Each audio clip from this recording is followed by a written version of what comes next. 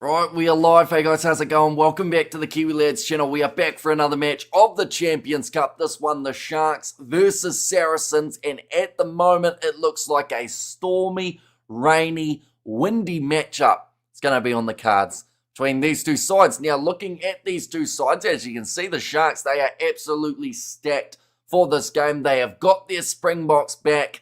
It is also the return of Apalele Fassi in that number 15 jersey. But Saracens, with the exception of a couple of their main players missing, got a pretty decent away side heading into this matchup as well. So hopefully turns out to be an outstanding game. But looking through at the Sharks starting lineup, Guyani is in that number 1 jersey. Still the absence of Oxen Share, but hopefully will be back early on in 2026. Bongi Umbanambi and Handro Jacobs will be starting in as the 3. Jason Jenkins and Emil van Heeren as that locking duo, with Sia Kolisi, Vincent Tichuka and Pitsy Buthelezi as the loose forward trio. Grant Williams and George Whitehead as that 9 and 10 combination. Makazoli Mapimpi slots in on the left. Andre Esthuizen and Ethan Hooker as the always dangerous midfield combination for the Sharks here. Edward van der Merwe, he is out on the right.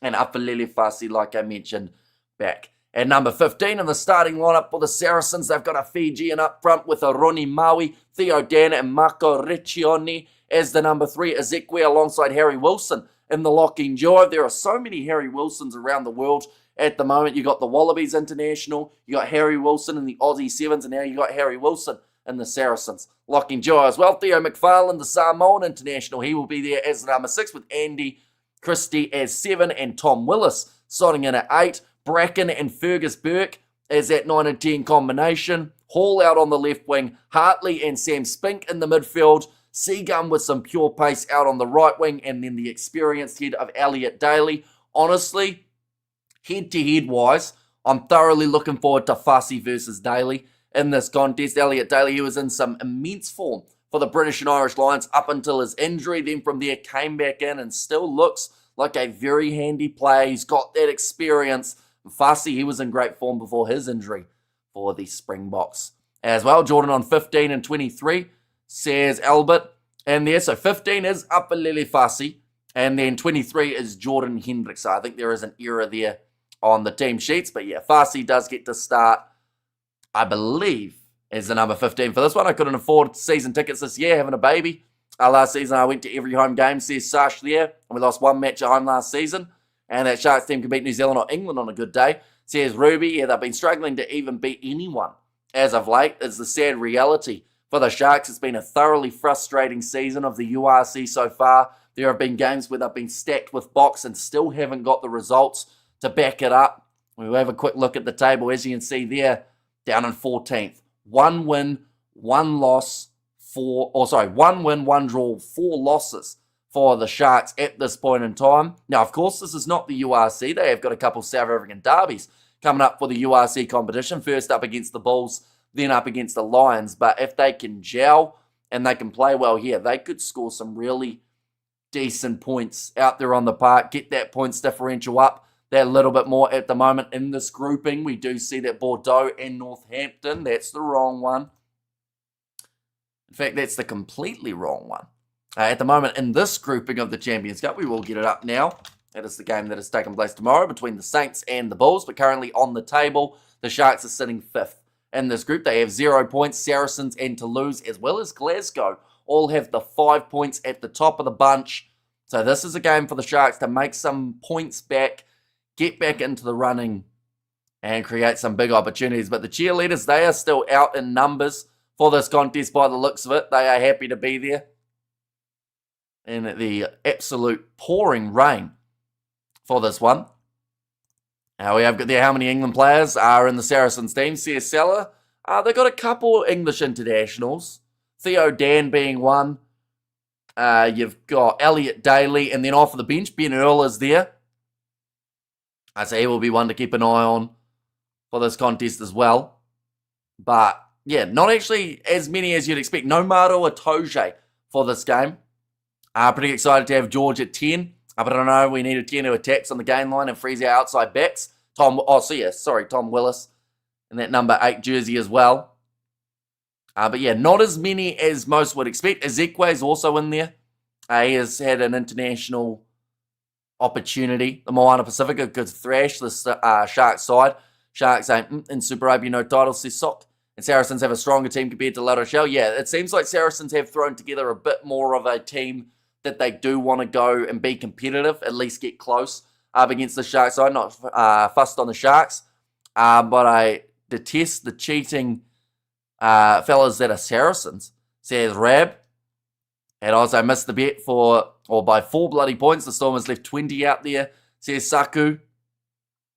Right, they have got the cheerleaders making their way from the field now. Moana Pacifica gets beaten 40-0 by the Sharks, says Saku, and sports betting L.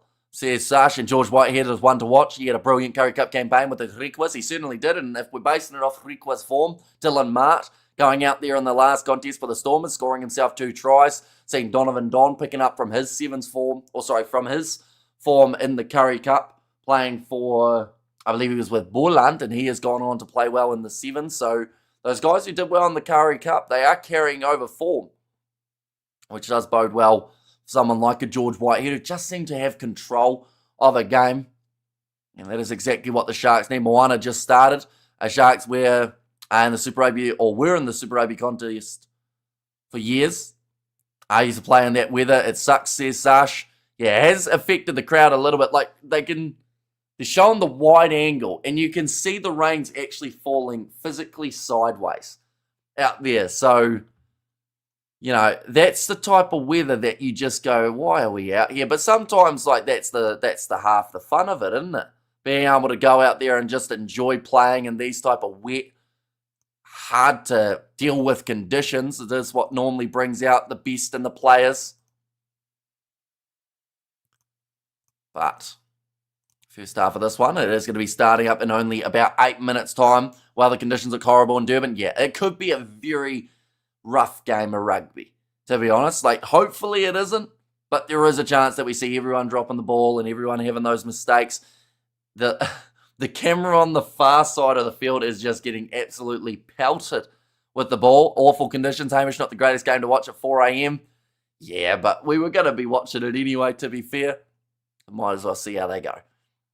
Hopefully it's a decent game. And sometimes the thing is, sometimes the worst weather conditions can actually bring the best rugby. And I know that that's a rarity. Normally when it's raining like this, you'll see a lot of drop balls. Definitely from a side like the Sharks, who have had their fair share of handling errors throughout the season. But maybe it's just a motivating factor. Because it sounds weird to say, but sometimes when it's wet, you actually focus a little bit more on catching the ball. Because you know that it's slippery. Whereas in the dry, you know, you're almost expecting to grab that ball. What platform you watching it on? I'm watching it on EPCR TV here in New Zealand. 3 court passes and you have a drink. You have to drink a shot. Says I Lollipop. Weather suits Saracens. Says Jeff. And I have the Sharks winning though. Says Hayno there and Super Sport. Says Sush. And as well for another option of being able to watch this game. Getting ready to go in this contest. I'm quite surprised. I do always look at the odds before these games just to see how it's sitting. The Sharks are slight favourites. That's not the part that surprises me. The surprising factor is that anytime try scorers, the lowest is $3, and that is Makazole Mapimpi. Now, just in comparison, the Stormers in their game up against La Rochelle, that was expected to be a one-sided affair, the lowest for them was $1.80, which is normally about what you'd expect to see for a side that are favourites. So they are actually anticipating hardly any tries in this game. Someone like an Andre Esterhuizen is paying $5 to score in this game. Yeah, he's been an absolute battering ram for the Sharks throughout this season. And it's still raining sideways. So maybe that is the equaling factor. It's because of the weather. Says Saku. Yeah, they're expecting maybe a more forwards-dominated game. Which you'd have to say, like, both of these 4-packs look pretty decent. Some real international flair across this 4-pack of the Saracens. You've got a Fijian in the front row, an Englishman, a Italian, another Englishman. Harry Wilson, I'm not sure where he's from. He might be from England, might be from Australia, if he's the same as the other Harry Wilsons. A Samoan, an Englishman, and an Englishman across that 4-pack. Whereas South Africa, they've got some real tough representatives from the box. They got Sia Kolisi, Vincent Tichuka got some opportunity. Same with Pepsi Buthelezi. You've got Abongyum Banambi there. I just said I made a mistake. It's Farsi on 15, not Hendrickse. Someone has already called it out. I did see earlier on, but yeah, Farsi is starting in this contest. Sounds like the start of a joke, says Big Rig. And the rain has calmed down further north. It'll take a few minutes to get down to Kings Park, says Sush. And forwards will score the tries. And South Africans can't catch a ball. And I'm a Springbok fan, but the rain, the English destroy us, says Saku. And also, Hamish Post Stadiums are noisy here right now. Says cool story. Andre and Ethan seems lethal. I think Jordan will score the first try, even if he's off the bench, Ruby, because it is Upper Lily Farsi starting at 15, not Jordan Hendrickse. Edwell will score the first try. Says Sash in there as well. Yeah, back out on the wing for this game. Edwell Fundamerva. He's the same as Makazole Mapimpi in terms of the odds expected to score. Is one of the more likely out there on the field. And says Ruby. And one is for sale. Or one is from sale, says Sash. I've updated it. You want to update it before kickoff, says hey. No, I can try and switch it. Yeah, we'll see what happens. Sharks are from Durban, says Sash. And yeah, it's weird. The English name decide Sale Sharks is a Manchester landlocked, says Saku. Oh, what'd they just say? Oh no, they're just saying that the one man remains in the starting lineup. That is Makazole Mapimpi compared to last week. I thought for a second they were saying he was ruled out too. Grant Williams for the first try. Such a dangerous 9 option. And I do really want to see how this combination goes between Grant Williams and George Whitehead. Because it's kind of two very different players. But sometimes that works nicely. Sale Sharks went extinct. Now that's the difference. Says Sush. And there as well. Currently just the 3 minutes away from kickoff. Do let me know your score predictions for this game, ladies and gents. I will mention any score prediction you were going to go for if this game was played in the dry. Just letting you know, it is raining sideways. It is absolutely bucketing down, which means that, the people aren't happy in the stands by the looks of it, who are out there in the open, but they are still in the stands watching this game. Andre and Ethan, future Springbok pair. Says Sash, the fans look drenched. Yeah. It looks like it's just a brutal game to be out there on the field. Hello, everyone, again. What we will quickly do is we will go like this, and we will go like that as well. Saracens by 7, says Andrew. I learned that Amazulu FC is Durban's football team today. Says, cool story. I didn't know that. I learned that the South African football side are in action in about 8 days' time for is it AFCON? Is that what it's called? Competition. I was trying to decide whether or not you guys would want to watch that, but I don't know whether we've got, it seems to be most people follow either football or rugby. I don't know how many follow both. We have there, it's fine if it rains. We go to Kingston's. Says Sash and 22 Saints, Sharks 3. Home sweet home weather for the English. Says Big Rig, AFCON, yes, says Sash. And there as well. Can you do Bafana game? It would be interesting to do, seeing as we've done so many international games of rugby out of South Africa, so perhaps we could, although I don't have the absolute best knowledge about the South African football side, so it would definitely be like watching from a really basic standpoint, which I don't know whether or not would annoy you guys because I'd have too many questions. I'm a huge Mazulu fan, and I will mention Andre Estes, and 100th match for that man. He is also captaining the side for this game. Hope you're doing great, looking awesome.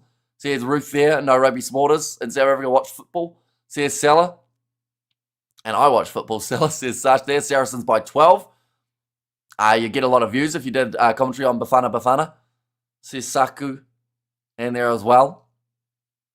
Now both sides running out of the tunnel. Simple test, can you... that's an interesting one. Sufficiently, is that how you say that? Explain the offside rule. Luckily, I do know the offside rule in football. I used to actually play football back at school, but I was the goalkeeper, so I didn't have to deal with offside too much, or not from my side anyway. And how did the game end? I ended up watching Benetton, so in the end, 42-21 was the end score, so no bonus point for La Rochelle. Well, now I watch football just because you said that. Says Cool Story Sharks. Getting ready to kick this one off. They've got some dramatic... they've just said some more rain is forecast as well for this contest. So it does seem like it's going to be one of those ones that just, having to deal with those conditions. Maybe we get a try-scoring fest, though. Thought Farsi was starting. He is. We're just updating it now. before getting into this contest, which is just about to get underway. Right. Score predictions. Anyone who hasn't already, be sure to put them through. There are 5 seconds before this one gets underway. We are just about ready to go for this contest. The Sharks, they are wearing the black. They are going to be receiving kickoff from the left side. And nicely taken already. That is 1 from 1 on the catching department. What we will quickly do while we're at it, though, is we're going to add this. We're going to go like that. And with a little bit of luck, behind us should magically transfer. 6 to get back. Grant Williams. There we go. We've got Upper Lily Fussy now as at number 15. Nicely taken by Makazole Mapimpi around the halfway line for the Sharks here. Now George Whitehead, he's known for being able to play that territory game when needed. Elliot Daly back there though with the long left boot to be able to return fire, although he hasn't kicked that one well at all. Actually came off the side of the boot and claimed now by the Sharks. Have themselves a great attacking opportunity. Grant Williams goes away to the right-hand side, finds Vincent Tuchuka's hands. And does Sky not have this game? In New Zealand, sadly not. I had to get EPCR TV, which for the season pass of the Champions Cup was about $115. Just to be able to cover these games like we normally would. But that is going to be an early penalty going the way of the Sharks. That is for offside against Saracens. And now the decision needs to be made. It's out in front of the posts. I don't know whether you go for the post today. I think you go for the corner and just keep on being aggressive. Good start. Saracens by 25, says Grant, and 20 in favour of the Sharks, says Benjamin. Sharks for the win, says Jamie.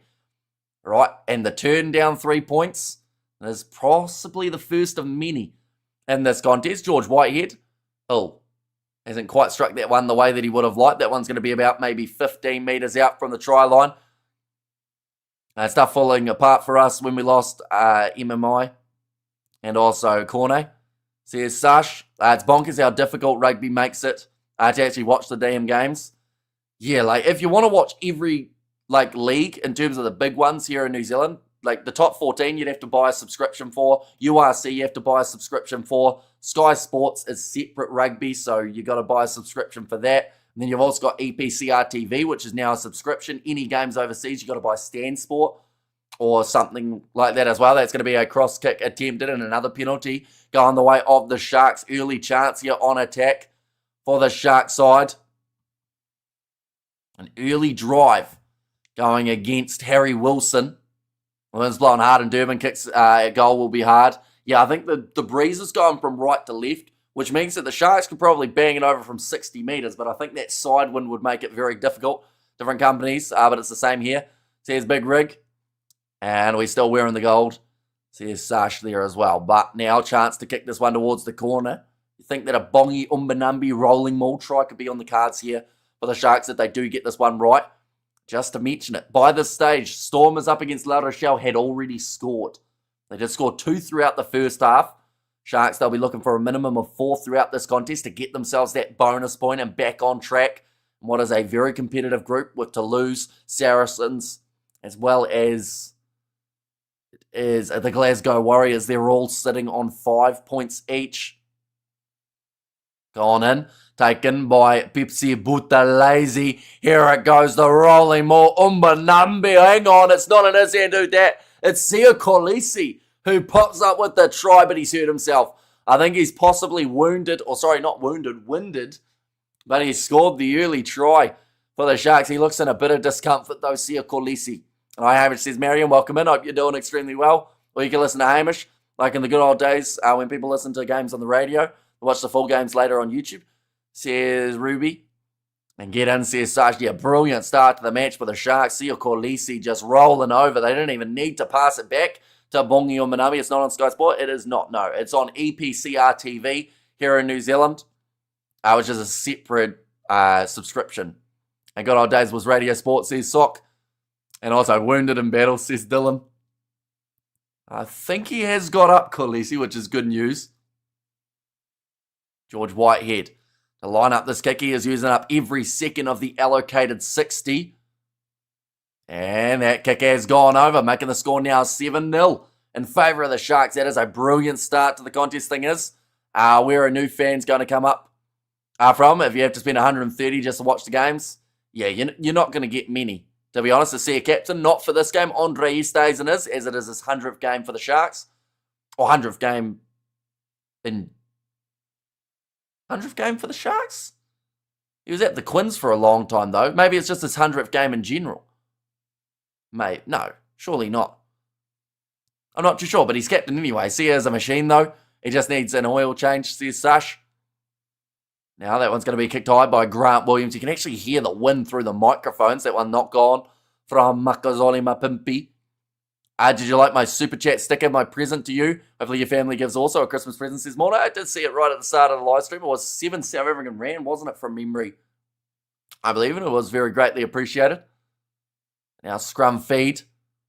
Going to be in favour of the Saracens, who have to fire straight back here. 103 test caps for South Africa for Sil Kolisi. We'll be looking to add a lot more of those next year and hopefully work his way towards that Rugby World Cup. Try and become a 3-time Rugby World Cup winner. 100 for the Sharks. Started his career there. Says Liza. So he must have had a lot of games under the belt before going to the Quins. Because I just remember him being at the Quins for a good 3 or 4 seasons, wasn't he? Pack weights. Huge advantage for Saracens. 941 kgs compared to 904. But the Sharks have actually got the scrum feed, my apologies. And they've given away almost an advantage. Note the ball's available to use, says the referee, gone through the hands of George Whitehead. Andre Easthuizen has to retreat. Grab that one mate of mine, gave me some wedding cake. I'm going to get lifted and watch the Sharks. German style. So did your mate have a wedding or did he just have some wedding cake that he just randomly... See, that would be a red flag for me. I know he's probably got married, but I feel like if you're at someone's house and they're like, oh, by the way, I'm not getting married or anything. I've just got this wedding cake that I bought. You'd be confused. Daly knocked it on off the restart. Says Sash, now back into the pocket. Wedding cake probably is pretty good, though, to be fair. Gone up, Grant Williams. That time knocked on by him, then knocked on by Saracens, and this time it's going to be a scrum feed. Our wedding cake is weed. Oh. Why is it nicknamed wedding cake, though? That seems like it. Like, do people do that at weddings over there? They're saying about that swirling wind making it difficult to be able to take it under the high ball. Grant Williams, he did all the hard work. He got up nicely. Collided in the air with Tom Willis. Tough to be able to take any sort of catches after that ball sits up for a little bit of time. Saracens, they were able to get themselves the bonus point in their last contest. I believe they actually have one of the more one-sided games of the Champions Cup for round number 1. In fact, I actually have that here. 1 second, we'll go scroll down and we'll go like that. There we go. These are all of the results from the first round. So we saw Saracens get themselves the big win over Clermont. 37 points difference between those two sides. For the Sharks in their opening contest, they did get beaten by Toulouse, 56-19. They actually had a decent showing through the middle patch of that game, and that scoreboard definitely doesn't represent the type of match that it was, because the Sharks kept Toulouse scoreless. I think it was for a good about 40 minutes in the middle of that game, just to then have 5 tries scored up against them in the last 15 minutes. Or 4 tries it might have been. Big scrum push again there from the Sharks. They win the penalty. So an extra 40 kgs couldn't help Saracens get themselves that scrum ball out. We have got there. You're not supposed to tell the bride about it, but yes, that's what we do. And also, come to Cape Town, we can braai, Hamish. Says Mohadeen there. What is your favourite Christmas present you ever had? When I was a lot younger, we got a trampoline, and that thing bounced big time. So I would say probably that. There used to be something here in New Zealand called Santa's Long Legs. I don't know whether or not you guys overseas know what they are, but they're pretty much like big, long marshmallow tubes. They used to be great. In fact, they actually still have them, but I haven't had them for like a good old decade and a half. And go Sharks. Hello, Hamish. Says Marion. Welcome in. Hope you're doing well. Maybe around Christmas time, I'll buy myself a set of Santa's Long Legs, and the challenge will be I have to finish both of them before the live stream ends. Oh yeah, I've got there. My brother got me an Xbox 360. Whatever year that came out, that was huge for me. Says Big Rig. Our ball's there. Off to the right-hand side. Emil Finiheren. Which scrum is heavier? Saracens by an extra 40 kgs. You wouldn't think it. You'd think that they were actually the lighter pack by the 40. They haven't had a lot of dominance at scrum time. Are you making the Christmas food? I am helping out. I won't be making the main things, though, because it can't be trusted. That's a cross kick attempt gone out on the full from the Sharks. Just a little bit too much on that kick from the returning Apalele Fasi. They call the scrum room 40, says Mega. And thanks, says Bruce. But yeah, almost 950 kgs for... I'm Googling Santa's long legs. I really hope that nothing dodgy comes up. Theo Dan now with the line out. I love the fact that you can go picture in picture. Ready to throw this one in. Nicely taken by Saracens and Nick Ezekwe. And option says Sush. And there as well. Now rolling this one. Very tempted there. And Yane at the front to try and go for that ball, but is told to get out of it. Now chasing after this one comes off Makazoli Mapimpi. Another knock on and accidental offside there from a Melfin Heron. Going to be another penalty to Saracens. My favourite Chrissy present was season tickets for the Sharks. Your next girlfriend Bruce. If you want to take cheap shots again, I'm ready. Wait, your next girlfriend Bruce. What happened? Did I miss a Bruce message, did I? We have got their best date night. CS Sash.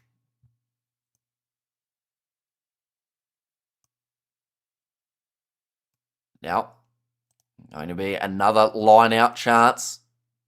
Had a few of them throughout the early stages here, Saracens. They need to, I think, strike early here just so that they aren't falling too far behind. If they start falling behind, that's when it gets dangerous, definitely with the Sharks in Durban.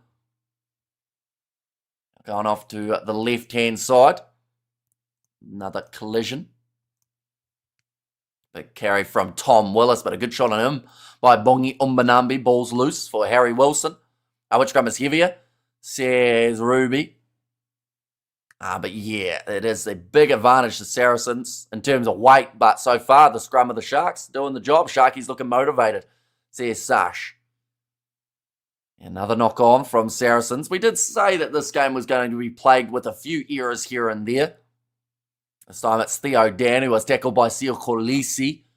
Does force the ball out of his hands. Hey, Hamish. Says Tessa, welcome in. Hope you are doing very well. Currently 12 minutes into this contest. The Sharks are ahead by 7. Yeah, only 11 days till Christmas.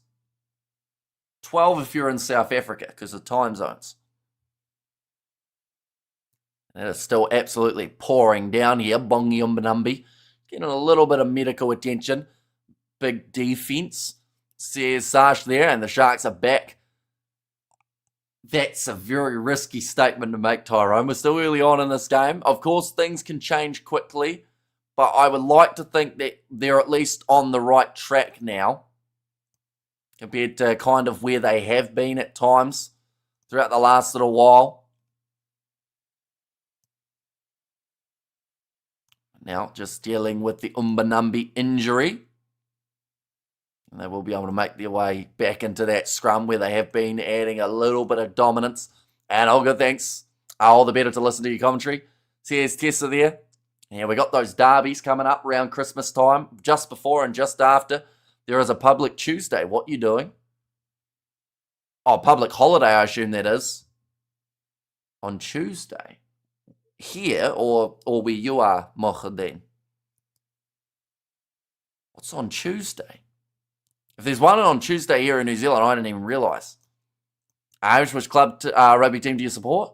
I don't really have one, to be fair. Like, there is a local team, but I probably don't support them as much as I should in terms of, like, I've hardly been to any of their games, mainly because we're doing the streams on a Saturday. It's Tuesday in it, love. Says Big Rig, if this Sharks team doesn't win with all these box, then I don't know anything about rugby. Says Ruby. And trampoline for Christmas, I bet you jump quite a lot. Jumping on trampoline is fun, especially the height of the jump, says Mornay. Yeah, luckily it was, like, I was willing to go on it again after my previous situation with a trampoline, which was I headbutted the springs, which was not ideal. But currently, in this matchup. What is also not ideal is the EPCR TV website has a black screen for myself at the moment in terms of this game. So hopefully that is going to fire up again in the very near future. They do seem to have, it seems to be first game's fine on a day, and then the second game is the one that they have the technical difficulties with. So I wonder whether or not that's down to the amount of other games that are taking place at the moment. How did you manage to headbutt the springs? Great question. Well, I didn't mean to, first of all, I should say. Right, Saracens have got themselves Saracens have got themselves the try of Theo Dan. I thought they were going back for a penalty, but they've actually gone because Theo Dan has scored it. It was a rolling maul for Saracens. The worst possible time for my coverage to cut out, but then they just kept on rolling. 3 metres out from the line became 1, and then over went Theo Dan for the Saracens. Trampolines have their ups and downs. Says Dylan there. Flip. It wasn't even a flip. I just decided I jumped too hard and then went flying up and then just smacked down on the bar and the springs around the outside. So I munted my face. But it didn't, well, it wasn't too bad. It could have been worse. Could have missed it. Fergus Burke has missed his kick at the post, but that is going to make the day, or the score now, 15 minutes in, 7-5. I can only count 3 players in that Sharks starting lineup that hasn't started for the Box at least once.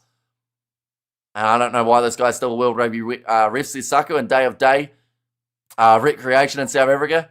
Don't you have a holiday? Not on Tuesday next week. No, I don't think we get the holiday. Temo check. They have found something. Oh, wow.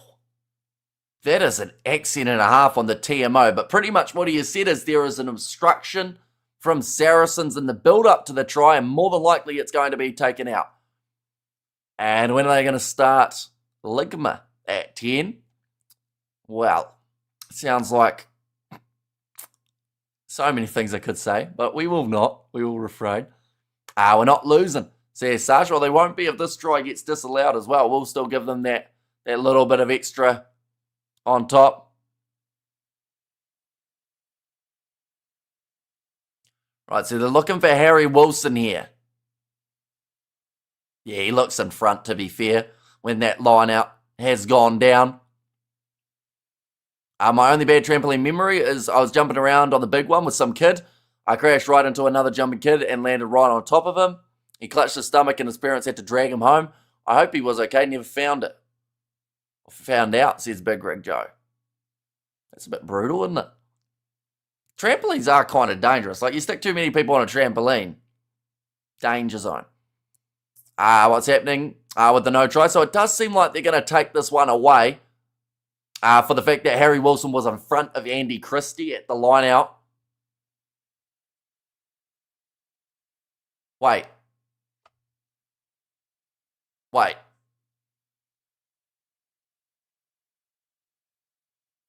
No, sorry. So try is good. My apologies. So it is going to stand for Saracens. We have what do you think about Stormers' performance so far? They've been phenomenal this year. And the thing is, I just hope that they don't have that little patch where they struggle. Because if they keep on playing the way that they are, they will end up in a scenario where they have a home semi, maybe even a home final of the URC. Classic French crazy. Trampolines are dangerous. Fracture my ankle on there. Oh, that would hurt. Well, that's the thing. When you think about a trampoline, of course, the danger of the trampoline seems like it is falling off it. But, like, you're going down with force at sometimes a random angle. Weight obstruction and try is good. What? Says Big Rig. Yeah, an interesting one.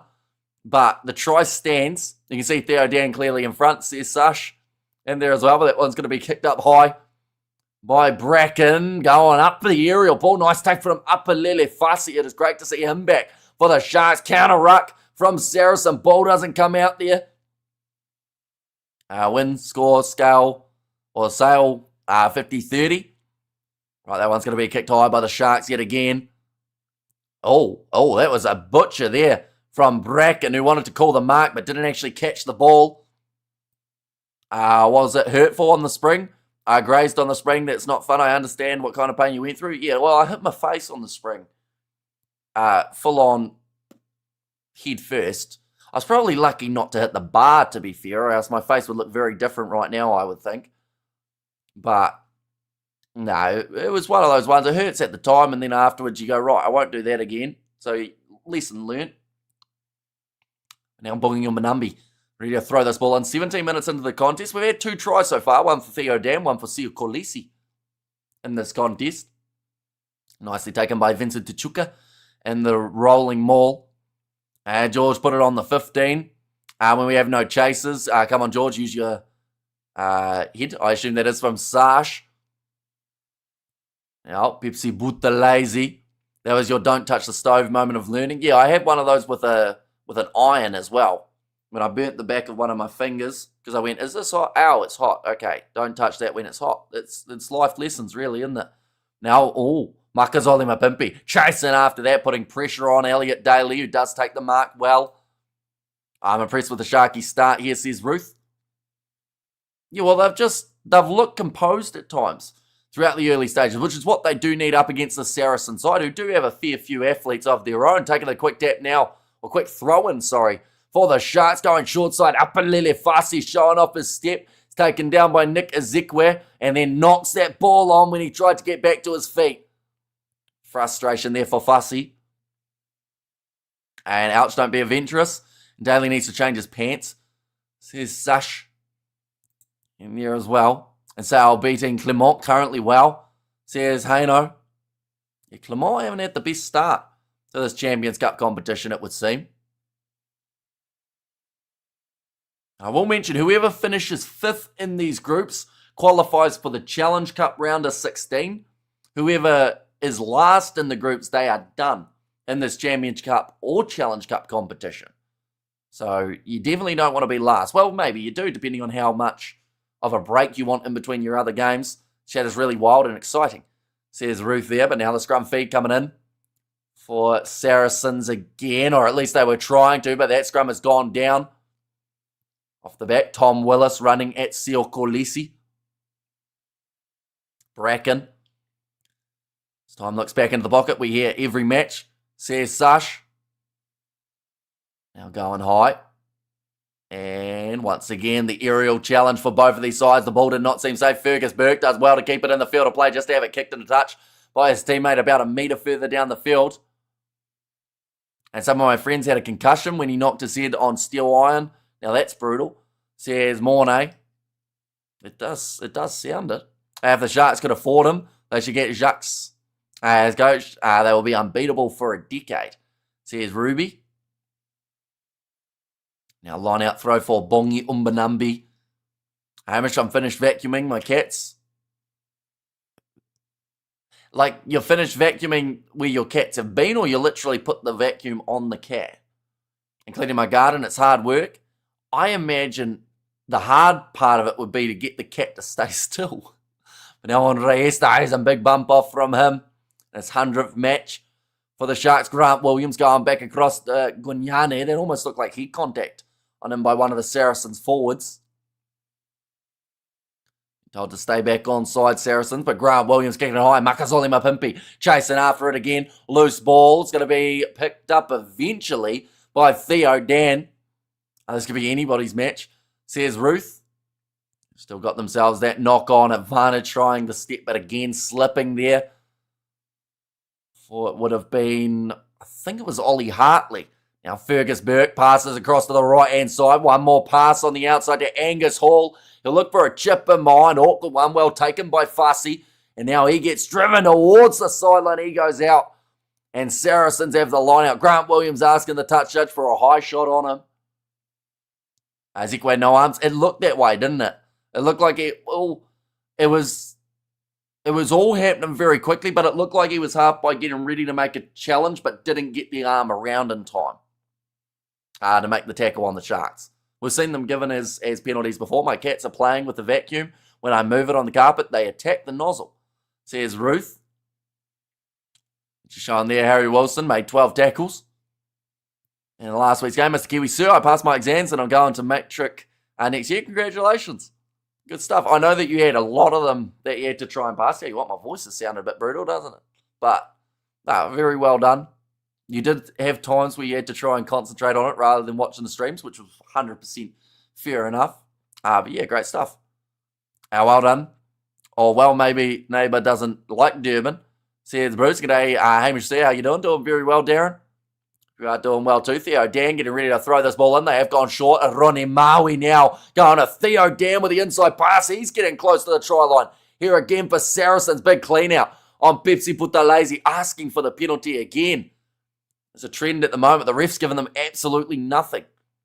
Now Bracken going to Andy Christie, the captain of the Saracens side. Short ball again to Tom Willis, colliding with Jason Jenkins. They are well and truly in this game now, the Saracens. I'm very impressed with the Stormers this season. Hopefully they can keep it up. I'm also fearing that slump. And WF backwards. There's Sash. That one's going to be knocked on. Now Ethan Hooker taking it inside of his own in-goal area. Big bump off of Bracken. He knocks it at the base there, Sash. Now Williams back to George Whitehead in the pocket. And that'll be advantage over. And that one's gone into touch. A quick throw taken. Jenkins Welsh, or it's Jason Jenkins, who is South African.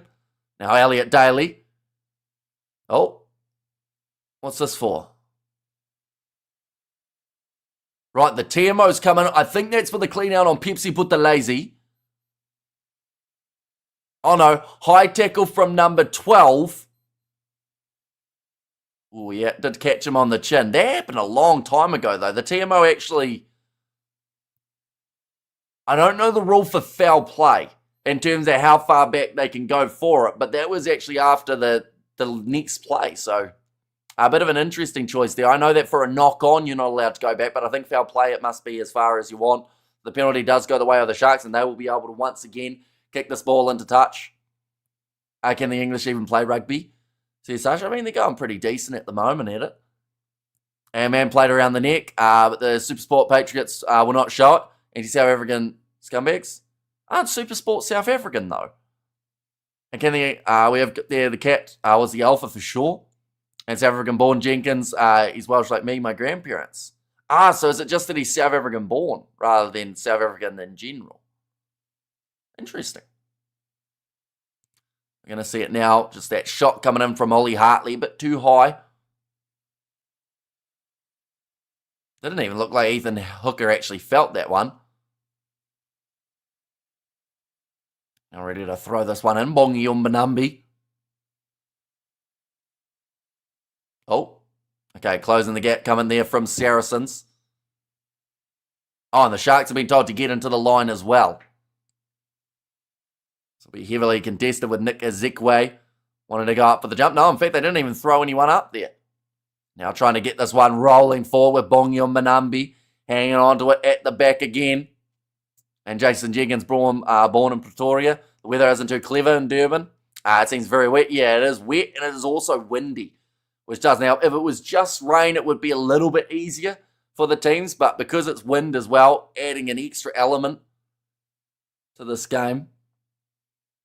Currently 7 points to 5 after the 24 minutes. That one's going to be kicked high again by Grant Williams. Makazole Mapimpi's been chasing absolutely everything. He hasn't won that one though.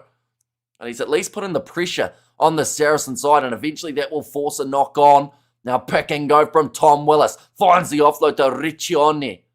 Italian international Bracken. Now going back into the hands of Fergus Burke. This one looks very close to the sideline. Oh, no one going up for it, and well taken again by Angus Hall. That's about his third in a row. I have a good feeling about the Sharks today. It's so nice outside though, says Sash. Now left-hand side, Bracken goes to Burke. Skip past to Ezekwe. It's almost become a rolling maul. That's some very good strength shown by Ethan Hooker. I feel like it's not a surprising sentence whatsoever after that last run that we saw from him not too long ago. Nine's been told to use it in Bracken. He goes across to Riccione. I think they were about to set up for a kick here. Now it looks like Bracken told to use it again there by the referee. He is not wasting time. Getting that ball moving. Fergus Burke kicks it up again. Angus Hall chases it. Elliot Daly also slaps it back onto the side of Saracens. Big fend coming. Oh, dropping Bongi Umbanambi. In fact, it would have been Makazole Mapimpi that time, but a good attacking fend from Harry Wilson. Ronnie Maui touches the ball. Now Riccioni, both props, getting their hands on it. Jason Jenkins makes the tackle there. Burke, skip pass. Going now, little kick in behind Elliot Daly. Lot of pressure on Apalele Fassi. Makes the mistake as he slips over. And the ball is grabbed and scored by Saracens. Here again, they take the lead in Durban. I think that was Sam Spink. Just waited patiently for the chance to grab that ball. His first try in his Champions Cup career. I'm done with Fassi, says Sash. And there was, Apalele Fassi, he was back and just slipped over. He's done that so many times now, says Sash. Trying to jump on it and then just didn't grab the ball. Saracens cooking. It is time, says Ruby. And Sam Speak putting the pressure on, and Fassi, you can see the frustration there. He knows that he needed to grab that one. Mistake, and Saracens bounced in the wet ground, says Ruth. Now, kick here for Fergus Burke. He is sitting 1. In fact, he's sitting 0 from 1 at this point in time. Trying to drop Fassi. He's only just come back. It's his first game back after injury, isn't it? That one's hit the post for Fergus Burke and gone over. That is going to make the score now 12 points to 7 in favour of Saracens. Stupid Sharks. This is why Jordan Hendrickson should have started. Like I typed it out, says Hano. And big score, says Jeff. I wish I can only hear rain and music. I can't tell you what the crowd is doing. As the Saracens B team sees short videos, as usual, our South African stuff in the bag. I've supported this team since 1996. What a joke. He's been doing this before his injury, says Sash. He has at times, but he is just back from injury, so there's always going to be a little bit of rust there. You chuck in these conditions, and it's always going to be brutal for a returning player. But now he's just got to get one back.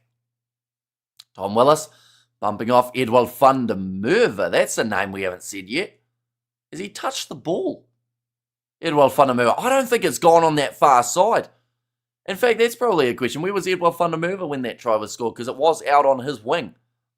And now slapping that one back again. Another knock on coming from the Sharks. Some nice stepping from Andy Christie. He's kicked it out on the full. He's asking for the knock on. And they will get it. Van der Merwe, come on. And yeah, you're right, Amish, says Sash. Okay, knock on first, but they're going to have a look at something here. Fassi was the last offender, says Sash. I was going to say that the Sharks grew some teeth, says Wemma.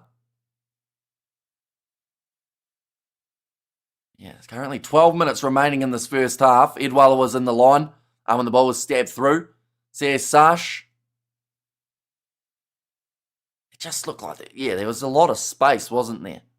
At the back. And to be fair, if Fassi had picked that ball up, I think what would have happened was probably a 5-metre scrum to Saracens anyway, because there's no way he would have been able to stop his sliding from putting him into that in-goal area. But the only benefit would have been they would have had the extra tackling options, of course, had it been that 5-metre scrum. That ball has gone in again, and the penalty this time goes the way of Saracens for wheeling against the Sharks. Will allow the Sharks a match of 12 losses per year. How many games do they play per year? About 20-ish? Actually, it's probably more. Trash call, says Sash for that scrum. Fergus Burke now going to be able to kick this one towards the sideline. The Sharks team would lose to Chinese Taipei, says Sok. But goes into touch. Oh.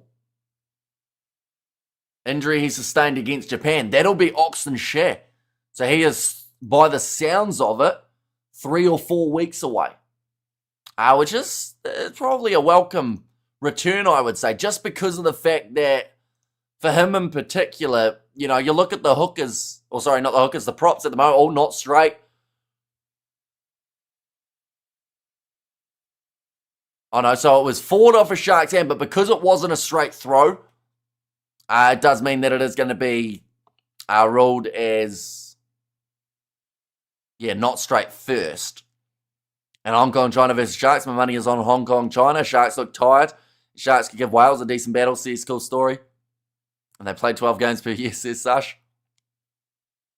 Now scrum feed here for the Sharks. This is dangerous for Saracens, and this is actually a part of the game that could completely sway the momentum in favour of the Sharks. We know how strong their scrum is, even with the absence of Oxenshire. They are still able to win those scrum penalties with ease. My money would be on the grass. says Sock. Oh, ready to put the ball in.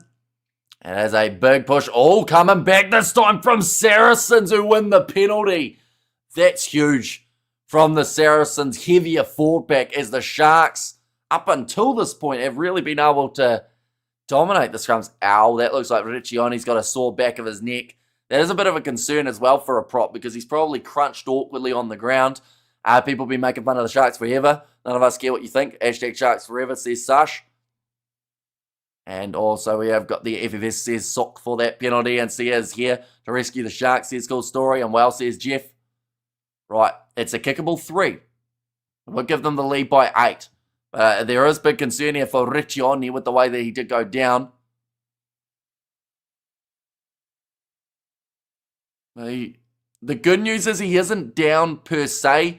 He's kind of like on all fours in this scenario. Now, if it's a neck injury, the good news is he isn't lying flat and isn't moving. You know, he's at least looking like maybe just a bit of a stinger or a bit of a crunching of the neck. Why is that not wheeling? How is that scrum different? Says Sush. Straighter than that one, says Nigel Owens. Says Bruce. Yes, Saracens. They have all this time now to decide whether or not they want to go for the penalty. We're going to see the replay here.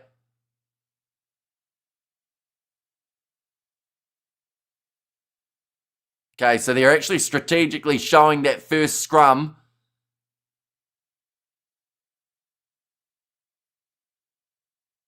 Okay, so it's actually Gugnani there has been the man penalised for wheeling in both of those scrums because of cutting inwards on the angle. So I think they were just showing the comparison of the two. Both actually very similar against Gugnani there. We don't make fun of them. We're just real fans, not new bandwagon fans who just started liking rugby after the 2023 World Cup. Says Sock. And Sia can't even swim. Can't he? I've seen like all those guys though, like, well, they all had the budgie smugglers, so that just seems like it goes hand in hand with the beach. But looks like they are actually going to take on the posts here. It also looks like he's still got a sore neck. Riccioni in this scenario doesn't look too happy at this point in time. Which is probably fair enough if your neck is a bit sore. But we have got the Ospreys winning 19-3 after 25 minutes. That's decent build there for the Ospreys. I think who they're playing is about 12th in the top 14, or maybe a bit lower. Fergus Burke. Ezekiel is one of my faves. So here's DJ. And it looks decent. Has gone over, making the score now in favour of the Saracens. 15 points to 7 now, the way that it currently sits. That's a very handy lead to have in this type of scenario. You don't want anything less than that 8 points. It just gets you a little bit too nervous.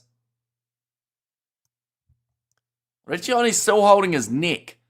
It's a bit of a concern if they go to scrum time again. They may have to actually consider switching him. Ezekiel looks like he needs a bath. Says Sash. And scrum again, says Sash. And there as well, that one. Knock on by Theo McFarland. And there's going to be a scrum feed now in favour of the Sharks. Going to strike before this halftime break. Currently 33 minutes through. Longy Manambi having a bit of a conversation there with the referee. And next score is crucial, says Jeff. So I think he was just getting confirmation on that scrum on Manambi in terms of what is expected. It's actually Edward van der Merwe who got up there and knocked that ball out of the hands of Theo McFarland's forced the knock on. That is allowed, isn't it? That's not playing the man in the air. I don't think it is. I think it's a contestable one, which is fine. Too many laws. I was just worried that maybe it was one of them, but no, McFarland dropping that ball. And now scrum feed for the Sharks. This one's probably about 30 metres out from the Saracens line. But the Sharks won't want to go into the halftime break with bigger than an 8 points difference. JP looking stressed, as you would be, to be fair. The Sharks will win by 2. That's a big scrum. And this time they get themselves the penalty. And once again, that is about what you'd expect to see. Ronnie Maui laughing at Bongi on Manambi.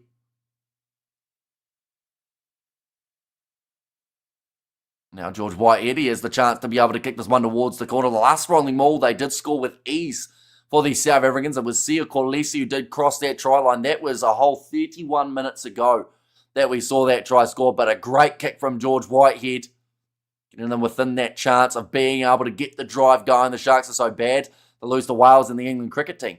Says Haino. How did Johnny showing weakness? It's late now. Says Sash. Yeah, I think his neck's a bit sore at the moment. Now throwing that one in. Bongi on Manambi, nicely taken by Emil van Heeren. A lot of people in that rolling maul already for the Sharks, but it's going backwards, so they will have to use it. Grant Williams pops it off to Andre Esterhuizen. And he's had the ball ripped off him by Fergus Burke. That's something you don't see every day. Under a lot of pressure at the moment, the Saracens. They're just 7 metres out from their own try line, but they have got that one back. Now Bracken, to kick it downfield, doesn't get a massive amount of distance on it, so it will still be about maybe, I'd say about 15 metres out, but that was probably one of the more poor kicks that we've seen from Bracken throughout the day. But this is great work from Fergus Burke. So Andre Esterhuizen was on his way down and ripped the ball right off him. I wonder why the Sharks were so good in 2007. See, it's a cool story. So another attacking chance. Less than 5 minutes remaining in this first half. Kicks from hand, 15 so far from Saracens compared to the 11 of the Sharks. That one's taken, popping it off. Now here comes Andre Esterhuizen. A big bump off there for him, only 2 metres out from the try line. Williams going off to the left-hand side, finds Jason Jenkins.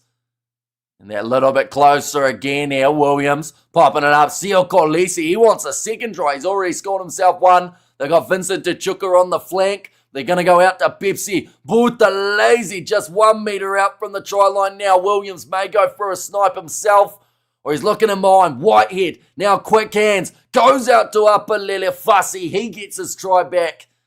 And the Sharks have scored their second. The Sharks were great in 2007, but Habano go tin the way. Apalele Fussy manages to score that one 36 minutes into the game. Second try of the Champions Cup for that man. Comes at a vital time as well, but a good attack and run from Andre Esterhuizen initially. Breaking through the tackle attempt to Seagun. Pepsi is my favourite.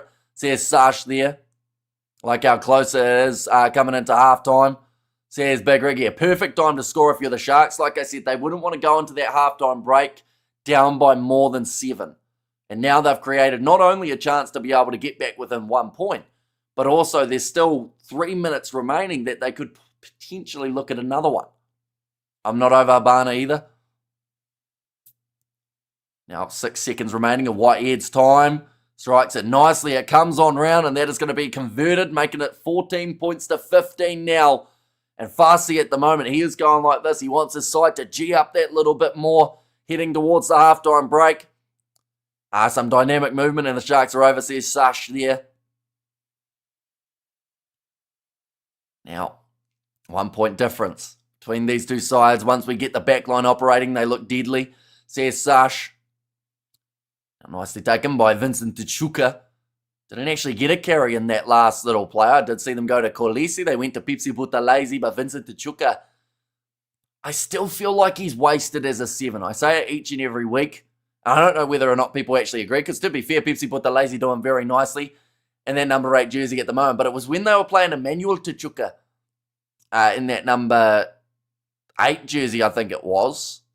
And they had Vincent Tuchuka playing a bit of lock and all sorts. I feel like Tuchuka has been his most dangerous when he's at 8. Go to sleep, Hamish, says Martin. It is currently sitting 5 a.m. here in New Zealand. It has just ticked over that mark. I just try and shut it out. But OTD is real, says Sock there.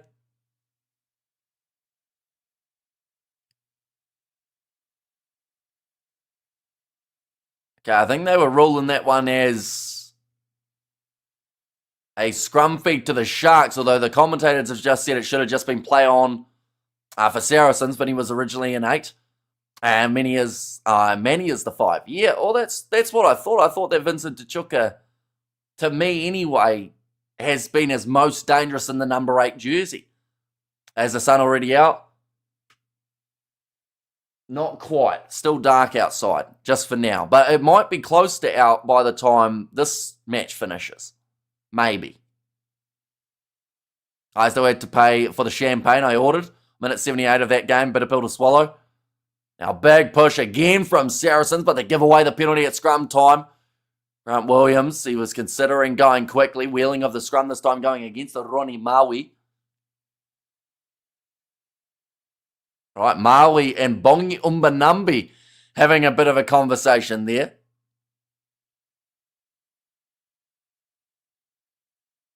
Just saying about how Ronnie Maui was disappointed or annoyed about something that Bongi said last scrum. So obviously that's a continuation of that, but 20 seconds remaining in the half. George Whitehead kicks it into touch. This is a chance for the Sharks to take the lead. It's late for Maui and Regioni, says Sash. It's late. What do you mean by it's late? As in like it's too late in the game for them? Oh, we have there Maui barking because he's getting flattened, says Sash. Yeah, although I think he's more annoyed that it's Bongi Umbanambi giving him stick, even though Umbanambi's not up against him. I guess, unless he's speaking for Hanro Jakobs. Maybe Jakobs doesn't do a lot of talking, so Umbanambi feels he has to get those words in for him. But now Ronnie Maui in the breakdown gets the turnover for the Saracens side. They are inside of their own half. Here comes Tom Willis. He's knocked that one on. So last attacking chance now going to be the half. That looked late from Andy Christie. And that looked late as well there. There were two late shots, so I believe it could go back for a penalty. And come on, Sharks, fast he should run it, says Sock. And that was a bad move from Saracens. They have given away a late tackle penalty in favour of the Sharks, which could give the Sharks the lead going into the second half. The Lions featured in these comps. They aren't in the Champions Cup, but they are in the Challenge Cup. They're going up against Newcastle in their game. That's actually kicking off in an hour and a half, although we aren't covering that game on the channel. Sales leading 20 points to 7 away at France, says Haino.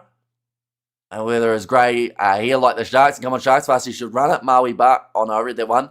It's late means it's over. Too late to change anything. But they still have guys off the bench.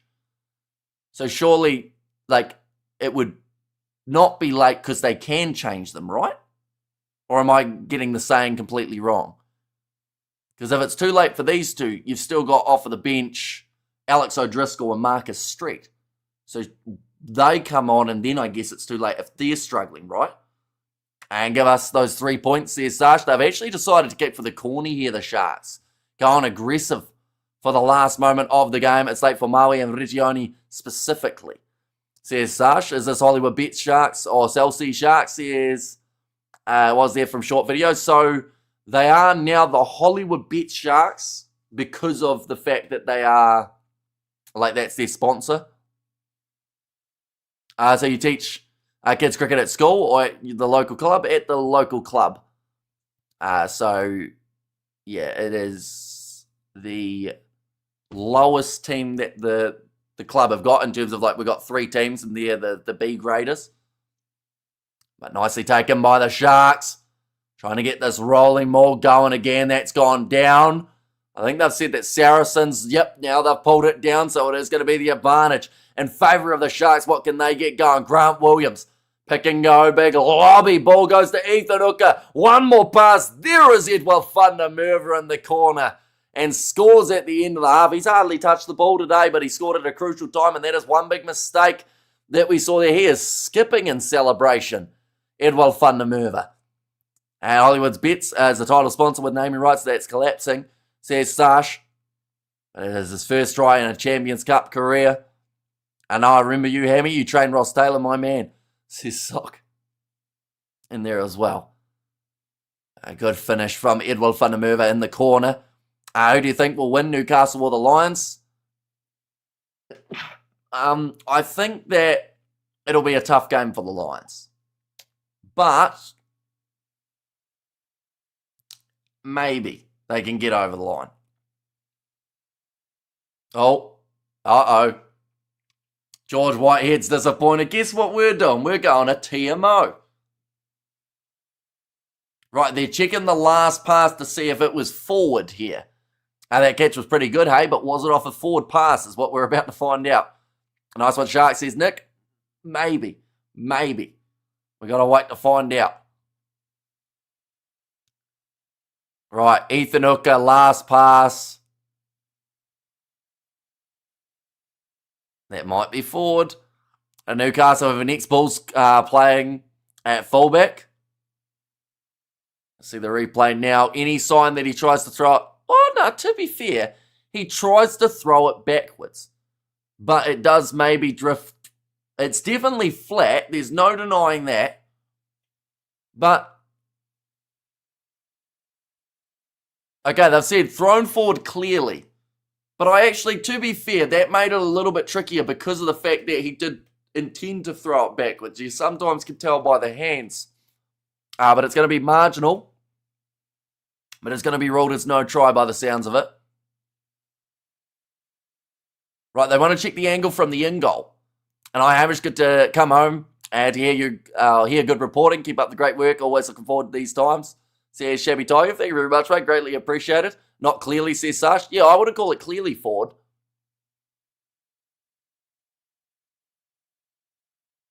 Right, now they want to check to see if Edward van der Merwe is in touch. He's fine. So he's in the field of play, which would almost make me think that...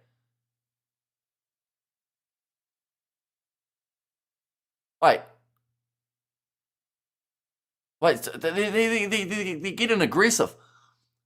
They're saying it's a clear forward pass, but if it's a clear forward pass, why are they checking the grounding? So they're showing it again now. But I would think if it was a clear forward pass, as the referee's trying to say that it is, straight away you'd say no try, wouldn't you? Rather than checking to see if he's grounded it, hoping to find some sort of other reason not to award it, rather than the clear forward pass that he's called. And now he's saying he doesn't have evidence.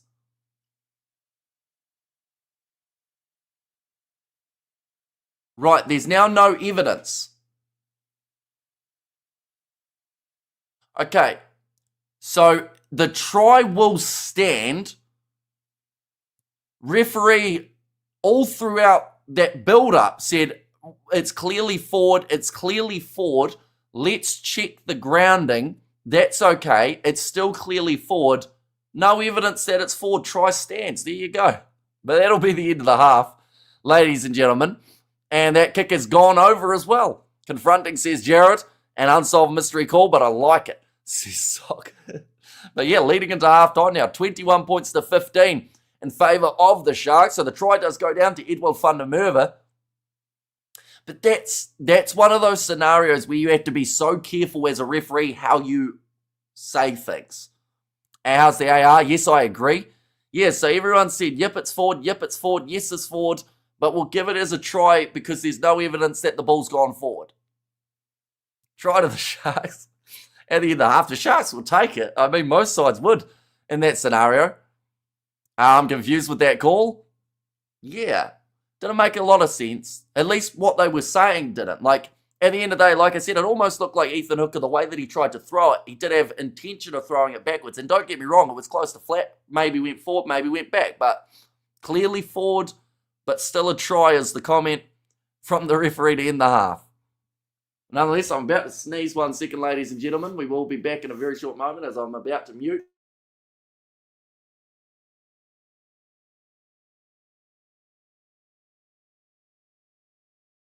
We are good. But yeah, sometimes, you need a little bit of luck to go your way. And to be fair, if Saracens hadn't knocked that ball on, there wouldn't have even been an attacking chance. Good thing South Africa aren't playing, says Sash there. And never changed, says Sash. And thanks, Rev. I'll send him $100. Keep up the good work, says Tyrone.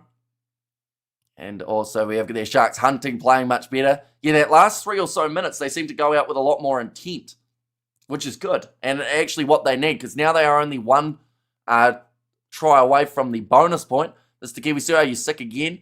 Maybe. I think it's actually still a continuation of the first time that I got sick, which is unfortunate because it's just hanging around for like a good month or so.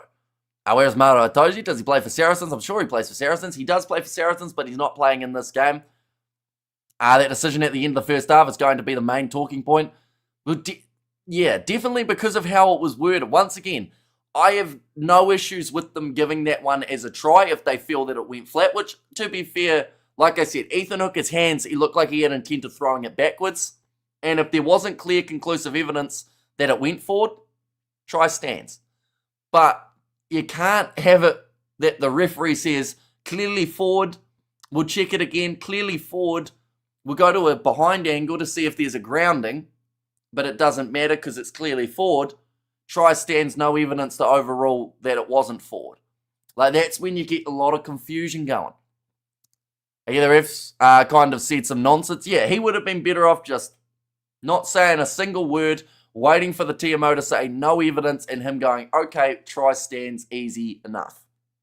Sharks deserve a lead on average over the first half, says Ruby. And I hope we finish this. Ruby, how's it going? I'm surprised you're not drinking, says Sock. Who's your favourite All Blacks player? I mean, I do like Artie Savi. He does all right for the ABs, doesn't he? The ref was waiting for his phone to vibrate, says Ruby. The ref found a nice Durban girl, says Sash. They're just showing that Theo Dan try earlier on for Saracens. They were able to score twice throughout that first half, as well as getting the extra 3 points. First try for Theo Dan. Second try was scored by Sam Spink. And then for the Sharks, they have had 3 tries thus far. They've had Edwell Fundermerva, Sia Corlisi, and then also the try for Apalele Fasi. Second half just around the corner. A 6-point lead for the Sharks with 4 minutes remaining in the half. They were down by 8 points. So they now be up by the 6 going into the halftime break. I'm sure they'll be pretty happy with that. The TMO just made things more complicated. Says Mornay. When instant calls balance out at the end of the game. Decision go both ways. Says Viv B. There too. You're looking through at the benches for these two sides. Can anyone explain to me why we bought Marvin Ori? Says Sash. So it's a great question. He's going to be making his way off the bench, though, alongside Matt Ramal, who I felt was one of the standout players for the Sharks last week. Nick Haddon, Jaden Hendrickse, and Jordan Hendrickse, the two Hendrickses making their way off the bench, alongside Edwin Swart, Muzzy Buko, and also Mandanda as the front row replacements for Saracens. They've got Ben Earl. He is an impact player and a half to have, making his way off the bench later on in this game. Lazowski, who I almost said in the voice of the Monsters Inc. reception lady. Hadfields there, O'Driscoll and Street as the front row replacements, Tazard and also Michello. And then Earl and Simpson, like I mentioned as well, Starvin Marvin. And also we have them Machunu, or we gave them Machunu and Tukori, says Sasha. Yeah, I do feel at the moment that the Sharks, like, they'll be so happy to see Oxenshare back. That's not to say that Guyani hasn't done all right. Like, the scrum of the Sharks is always going to have a little bit of dominance out there on the park, although it has been penalised a few times. Tazard is also very good. Tizard the Wizard, says Sash. And there's, oh yeah, they've actually got a very handy bench here for Saracens, which is why the Sharks, if they want to really have a great chance of winning this game, they have to do the damage early in the second half. They have to continue the momentum that they just created, because 14 points in very short succession for the Sharks, and that can really be the difference. Have you seen that ball that got Kane Williamson out? That's outrageous. Yeah, it was a ripper of a delivery. Kane Williamson. Curious to see who's going to be out there on the field for New Zealand in the next test match up against the West Indies, purely because of the huge amount of injuries that we've seen as of late. Yeah, just showing some of the highlights of the early stages of this match. Who are the Whitecaps playing? Whitecaps. You're talking about the Black Caps, the New Zealand cricket team? They are playing up against the West Indies. Third test match is happening next week. And haven't seen play this well all season, says Tyrone. And yeah, it's in wet, like, tough conditions as well that they're starting to find a little bit of rhythm. Protea's playing India, worst series ever, says Sash. Although South Africa won the test series, right? I just logged on who scored for the Sharks. We have seen Sio Kolisi, Apalele Fasi, and then also the try for Edwell Fundermerva. So all Springboks getting themselves the tries. What was I about? I was about to look up the West Indies, South Africa, India. That was really bad. I forgot within about 5 seconds of what I was going to be doing. So they're in the T20s at the moment. So South Africa won the second T20. India won the first T20. How many T20s they playing? 5. Okay, so third one will be quite crucial. Next week, Australia versus England in the Ashes. That's starting up again. New Zealand versus West Indies. That's 4 days, 5 hours time. That's on the 18th of December. Yeah, but we lost the ODIs. I thought we'd get it for the World Cup. Why aren't the games being televised on Sky Sports? It is because they lost the licensing and now it's on EPCR TV. It's a whole separate subscription service for a season pass. New Zealand dollars is about 115, which if you're watching every single game isn't too bad, but if you're just wanting to watch a few games, it's pretty brutal. They do have match passes available though, which I think a lot of people will be buying when it gets to the big games. Mr. Kiwi Sir, have you seen Timber Bavuma? Stand next to Marco Janssen. Yeah, there's a big difference in height between those two. And commentator, how are you?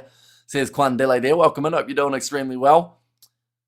Yeah, currently, this game's intriguing. I feel like I'm quite excited for the second half to see which way it ends up going. Then also that game tomorrow, Northampton versus Bulls. I believe that's the other match we're covering for this weekend. We haven't got a huge amount of games taking place overall this weekend. I was considering doing Toulouse-Glasgow, but sadly it does overlap with something else that's happening outside of the streaming. So just the 3 this week, 2 next week. So we're getting into almost the holiday spirit of a lack of streams, but there will be a lot more later. In fact, there might even be 3 next week. Durban claims you, Hamish. Says Sash. Our Sharks first half looking promising. They've had some good moments. They've had a couple rough ones in there too, but Saracens are a good side. But overall, the Sharks look the most dangerous when they're on attack. And they showed that in their last maybe 4 minutes when they scored 2 tries right at the end of the half. But they've certainly got plenty of potential to get out of the second half with a few more tries. Definitely want one more for that bonus point. But a few of the Springboks really are stepping up across this lineup.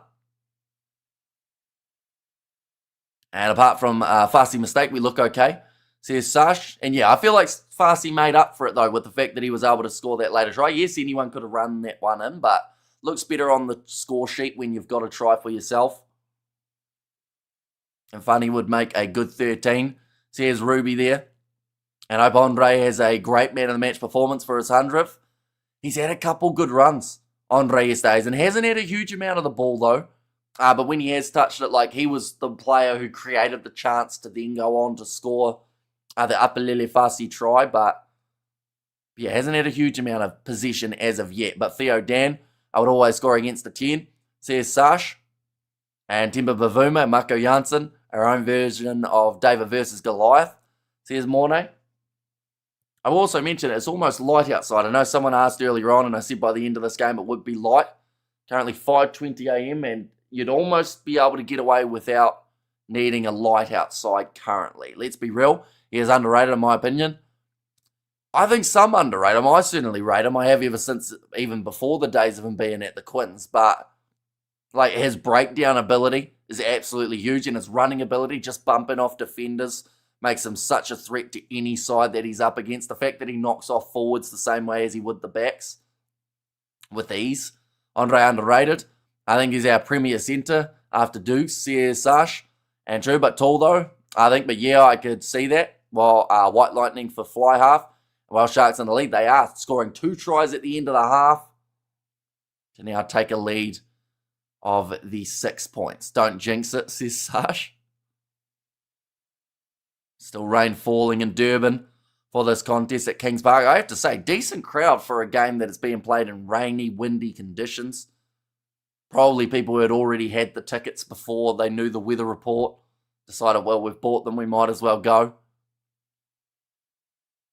Now, second half. This is when it is make or break for these two sides. Saracens, they are sitting decently in this grouping. They are on 5 points after a big win over Clermont. Their points differential looks good. For the Sharks, they got 0 points from their first game. They went head-to-head up against Toulouse. There are more underrated players in the box 50 than any other rated players in any other team, just saying. Says Ruby. The big Joel after the match at the stadium. And also the sun comes up early in summer. It's the Southern Hemisphere.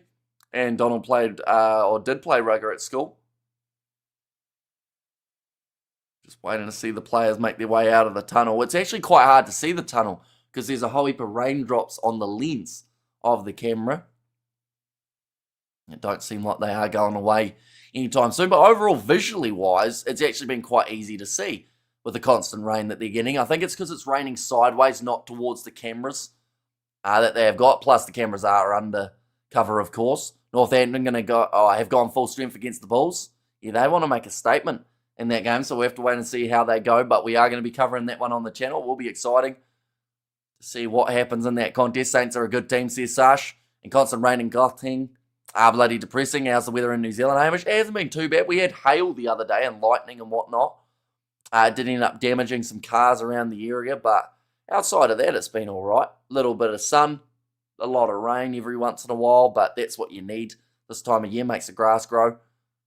But yeah, been a bit of a mixed bag. It was actually only a month ago it was snowing here. I actually might tip Saints to do a job, says Sash. And there as well. And just looking through at other Champions Cup games while we're at it, while we're at that half-time break. We will go like that. Champions Cup. At the moment, Sale are leading over Clermont 27 points to 7. Bordeaux playing Scarlets just around the corner. That is a home game for Bordeaux. Munster play Gloucester. That is at the same time. And then later on, Glasgow versus Toulouse will be taking place. In terms of the Challenge Cup and what has taken place for that competition, at the moment the Ospreys are leading up against Montauban, 19 points to 8. Lions play Newcastle a bit later on at 6:30, and then 2 late games, Connacht and the Black Lions, and then Cardiff versus Ulster. We have got there. First time I saw Whitehead in the Sharks lineup, I thought, this is it. New Zealand has rugby spies. And I was as long as there are golden showers, then we good, says Sock. I assume you mean that there aren't golden showers, but maybe you're into that. Now second half ready to go. 40 minutes to play. Sharks in the lead by 6. Let me know your full-time score predictions if you haven't already.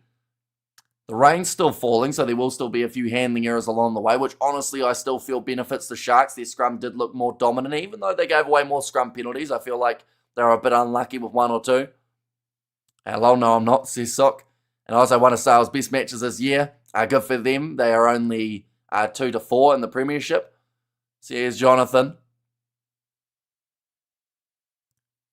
Right, second half about to get underway. They are just showing the youngster Angus Hall. He's had a great day under the high ball. We haven't actually seen Seagun touch the position, though, throughout this game, which is surprising because he's on the same wing as Makazole Mapimpi, or at least he was going to be. I think they may have made a late switch, put them on the other wings.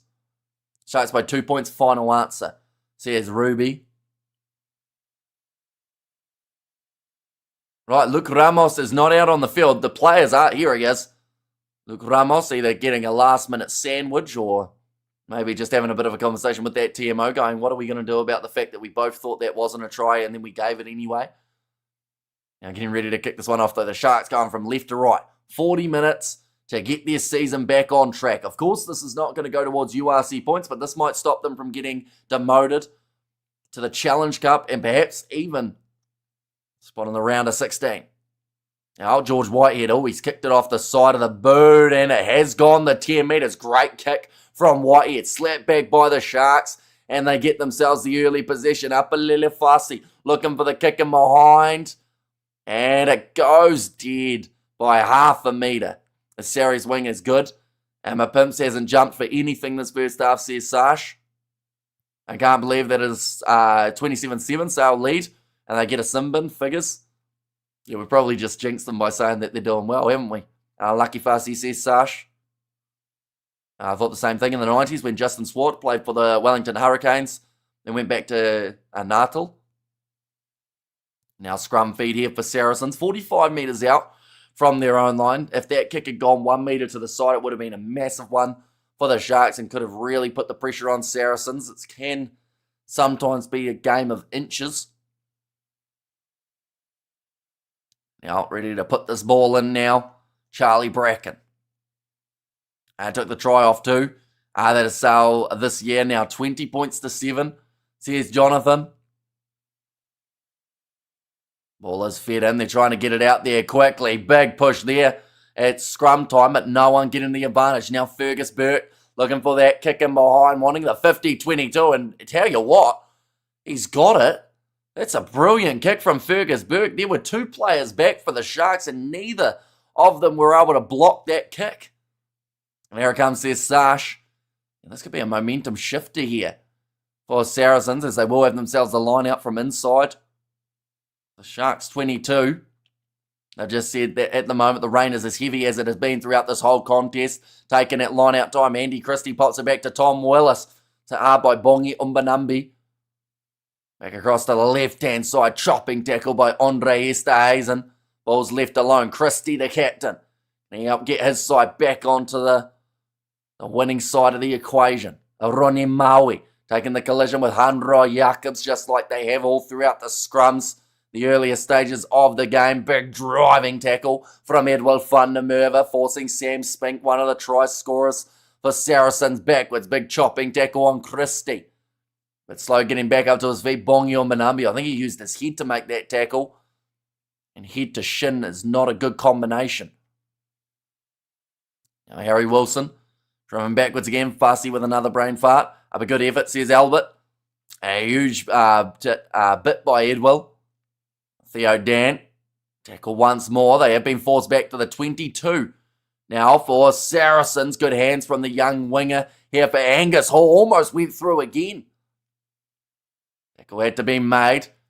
Vincent Tichuka, good tackle. Bongi Umbanambi.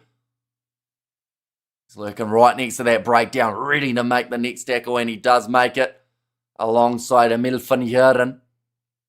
Going forward at the moment for Saracens, but this is where they have done something pretty decent compared to what we saw from La Rochelle. Oh, they've kicked that ball away, never mind.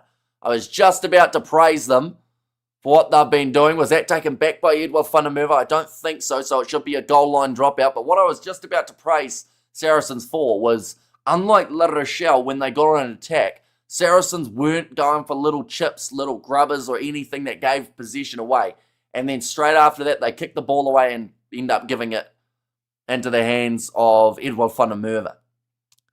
As a tough to play a rugger in these days. I played in the 80s, 90s, was hard then.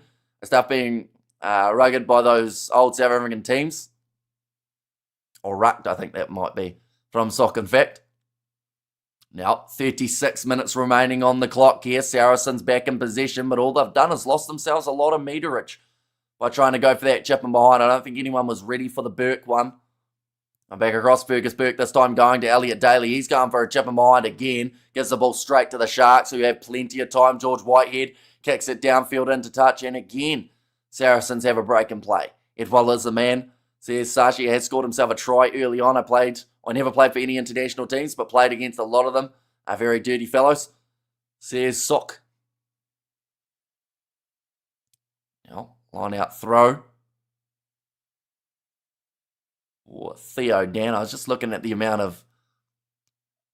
of cover that they had to put on one of the cameras in the background. Try and stop it from getting absolutely soaked out there on the field.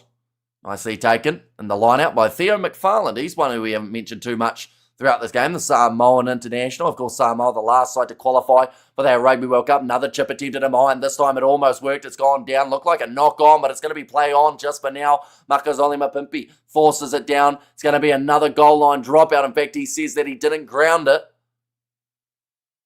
The referee says, no, you did. Makazole Mapimpi trying to use a veteran tactic of saying, yep, I've grounded it, but now I'm going to run. Poor Belgium, says Big Rig. Yeah, they thoroughly deserved to get in there. Belgium with the way that they were playing. Right, we're going to see it now from Makazole Mapimpi. Yeah, grounds that ball. Trying to argue that it didn't, though, is a bit of a cheap tactic, I will say, from Mapimpi. Definitely with the fact that had he not grounded it, the other guy could have just come in and smashed him. Nicely taken by Saracens now with Andy Christie. They have been on attack for a long time. In the early stages of the second half, Reccioni, two-man tackled him by Bongi Umbanambi, as well as Gunyane. Now Fergus Burke across, and this has to be tiring out the Sharks. That looks like it might be a knee injury for Sam Spink, or at least he's tried to get back up to his feet. Another kick him behind. There's a player there for the Sharks. I have no idea why Saracens keep on doing that, but all it is doing is losing the meters. Upper Lele Fasi almost getting the 50-22. In fact, he has. And the Saracens, they are their own worst enemy at the moment in this game. And subscribe to the Kiwi Lads Wonderful Commentary, says Ruth. And defence in there as well, says Sash. I have an ear for frequencies. Who would agree with me that Hamish has the perfect pitch for sports commentary? He also knows the names and the rules. Says Ruby, a nice bussy. Says Sash in there too. Only 33 minutes remaining. Bongi Manambi with another line-out throw. But that was poor from Saracens. They just seemed to be lost. And they kept on trying to kick it away. And every time that they did, Sharks made meters. Manambi taking some deep breaths now. Throwing that ball in. Contested nicely at line-out time. But it bounces back for the Sharks in the hands of Grant Williams, who was slammed down to the turf and a driving tackle by his opposition. Now still looking to find a way of scoring in this contest. They've got a lot of dangerous try scoring options, but Saracens have got their ball back. Sorry, the Namibia is not in the World Cup. It is a massive shame. I still feel like they should have just made it 32 teams, because then you don't have to worry about that whole best third place team goes through. Like, they could have made it 32. Then you get Namibia, you get Belgium, who I think thoroughly deserve to be in there after the way that they play. You open up the door for sides like Brazil, who recently were in that qualification tournament. Also alongside that, who else was in there? There was, well, in fact, Namibia, Belgium were the other two in there. But, you know, like, that would have given more opportunity than having this third place one. Because then the good sides would have still gone through, but you would have had 8 more sides in the World Cup, and no one would have got a random, like, third place team facing them. It would have been all confirmed early type thing. Bongi looks tired, eh? Looks like he's had a big game out there, Bongi on Manambi, but he is taking some deep breaths at the moment. There's going to be a mud fight, heavy boots. Says Ruby. Ball in the hands of Jason Jenkins, who is chopped low by Harry Wilson. Oh, okay, kicking tactic here from the Sharks. They're only 25 metres out from the opposition line, but they're going to go high with the ball. It's a 2-man claim, and it's actually Makazole Mapimpi who's come out with possession. Now a chance to be able to attack here for the Sharks. They give away the penalty. And Hanro Jacobs, the man who's been penalised for that one, took him off, or take him off, get fresh legs on if you're ahead with the points. It was a great take under the high ball for Makazole Mapimpi. Vertical pimping, says Sash. Elliot Daly off the left boot. This game can still easily go either way with the way that it currently sits. Oh, that ball hasn't found touch from Elliot Daly. Ow, that's a hard chopping tackle on Upper Lelefasi. Looks like he's hurt himself here. That was a weird tackle. It looks like something to do with his neck, but I thought it was a low chopping tackle on Fussy. I'm not actually sure what's happened to him. But I hope it's nothing too serious. Ow. Okay, I see what's happened. So it was a low tackle, and then from there, his head connected with Theo McFarlane's shin. Or in fact, it might have been his knee. And he got his neck kind of crunched to the side. I was really confused because I was like, wait a minute, he got tackled round the legs. Oh, he's not in a good way. Yeah, it looks like Upper Lelefasi, he's going to be out again here for the Sharks. That'll bring Jordan Hendricks onto the field more than likely, but he's only just come back from a pretty long injury here, Upper Lelefasi, and he will be out for at least 2 weeks now, more than likely. Mimpy's still got his talent. Good play, says Ruth. They are just going to show that try of Upper Lelefasi as well. From earlier on in the contest, he is one of 3 Sharks who have been able to score. Shin is the hardest part of the body, says Sash. Yep. We have got the high H, go the Sharks, says Jan. And slip shin, neck, smackdown. Yeah, and it almost, like for the first initial one, it looked like shin, but I think it actually turned into, it was actually knee of Theo McFarlane. And he was running forward as well to try and get into that breakdown. Farsi concussion, says Ruth. But yeah, they have got Jordan Hendrickson off of the bench as a decent option to be able to use later on in this contest for the Sharks, or at least that was the plan, but now it's probably going to be for that last 30 minutes that we see him out there on the field. And mudslinging for 20 minutes, don't be surprised. Says Ruby. And fussy concussion, says Ruth. Yeah, it wouldn't be surprising if he has got the concussion, although he's back up on his feet. He has to go off for an HIA, though. There is absolutely no way a man can stay down, face down in the dirt for as long as he did and not go off and be checked, no matter how much he wants to continue. Right, the referee has just said there to Apalele Fasi, I stopped the time for him. He must go off, and that is what's going to happen here for Apalele Fasi, even if it's just precaution and he ends up coming back out onto the field in 10 minutes or so's time.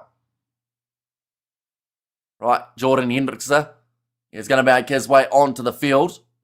He has to go for an HIA. Yeah, I don't see a way that he doesn't in this contest. He will make his way from the field, Fasi. Field HIA says Sash. There's one. It's still absolutely pouring with rain. I don't think that's going to change for the final 30 minutes of this contest. It's going to be wet. There will be handling errors, and that's where the counter-attacking opportunities can arise for both of these teams. Saracens need 2 more tries for a bonus point. Sharks need 1. And it is going to be the scrum feed for Saracens here, about 35 metres out from their line. Fasi's got to go off so they can clear him, even if he is not clear. So, yeah, worst comes to worst. Well, actually, best case scenario for Fasi, if he feels like he's not concussed, he goes off, passes the HIA, comes back on.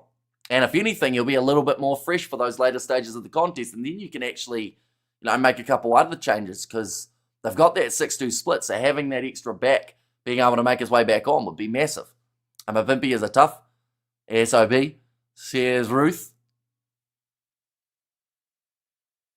And Sharks 29, Saracens 29. Oh, you go on a 29-29 draw in this contest. Push again there, jumping in to grab that ball. Tom Willis, smart play from the English number 8, as that one was probably going to get stuck in that scrum again. They haven't had the cleanest hooks today. Now ball's going to be kicked high by Bracken.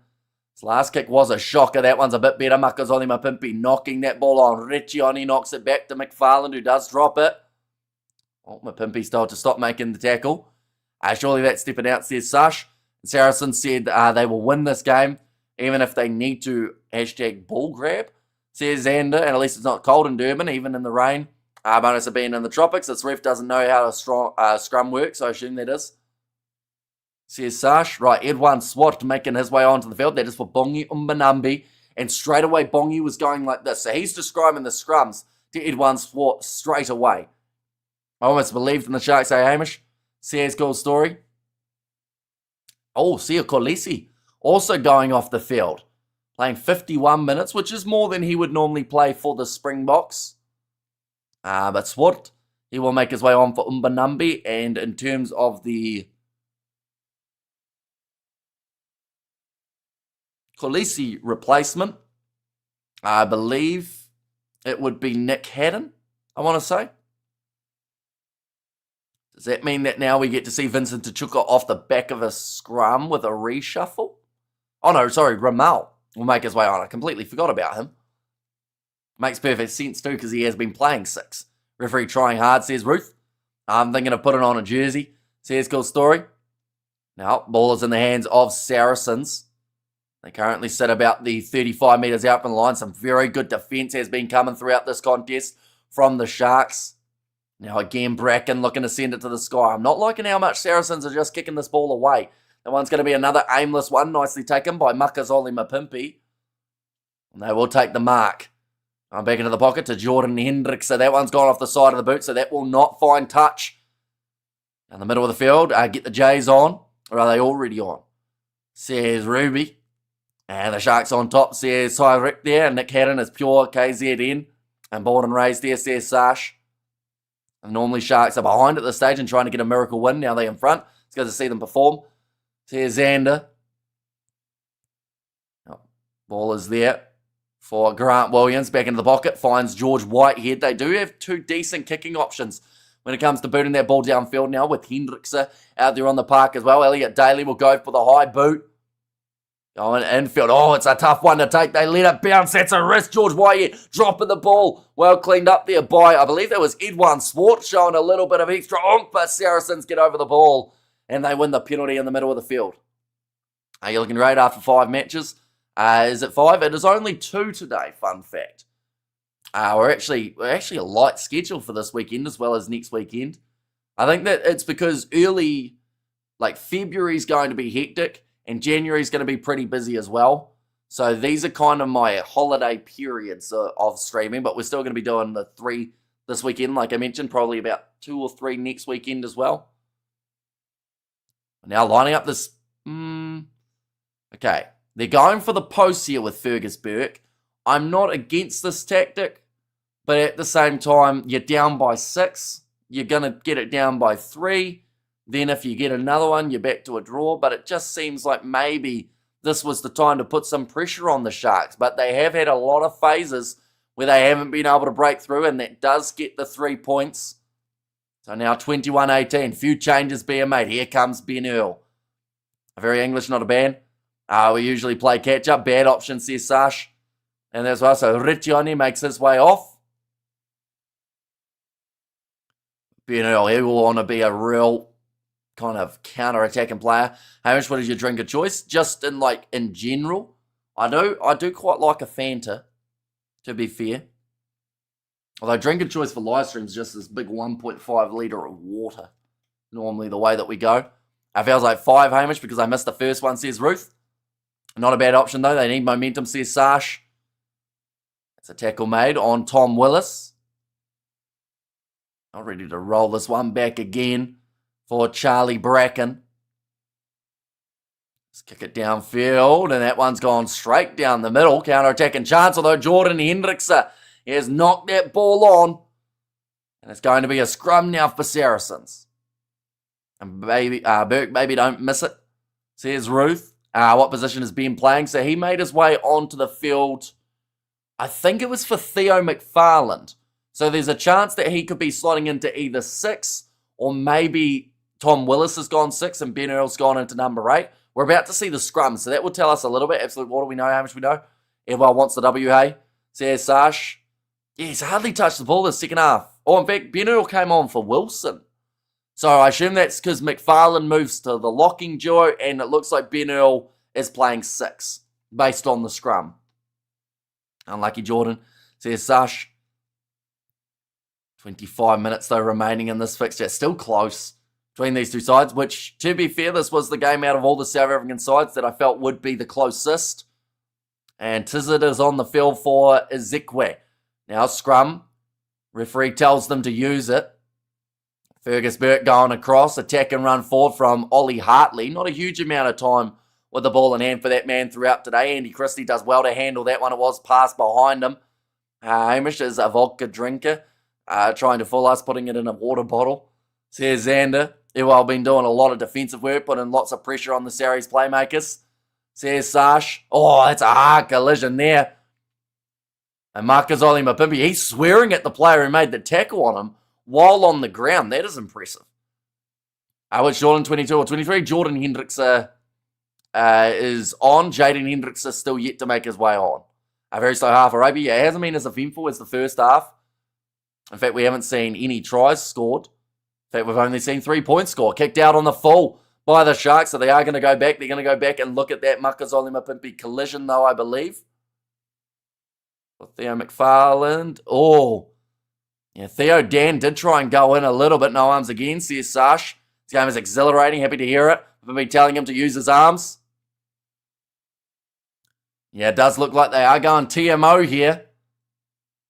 Going to be checking this one, and I would say that this is probably going to shift the momentum back in favour of the Sharks. As Haino has just said, momentum in favour of Saracens. And the headshot says Sash. Yeah, so we see Theo McFarlane making the tackle. Theo Dan. You see, that's a tricky one. I would say it's definitely a penalty. The arm wrap on the left wasn't there from Theo Dan, but I think that was because of where McFarlane was. There was the arm wrap of the right arm. So I think this is either going to be a penalty or at most yellow card, if we had to guess. You're going to see the replay here. What's going on? They've gone to sleep. It looks worse than I think it ended up being. That's not a yellow in my opinion. Says Haino. So he is upright. The right arm wraps, but the left arm couldn't wrap because of McFarlane, unless he went round the back of McFarlane. Dan direct shoulder to the head. Says, bruh, and Mapimpi felt it was a yellow. Yeah, he was telling him all about it as he went down. All right, they want it real speed again. Both of them didn't use their arms. Says Sash. They're saying mitigating circumstances here, the commentators.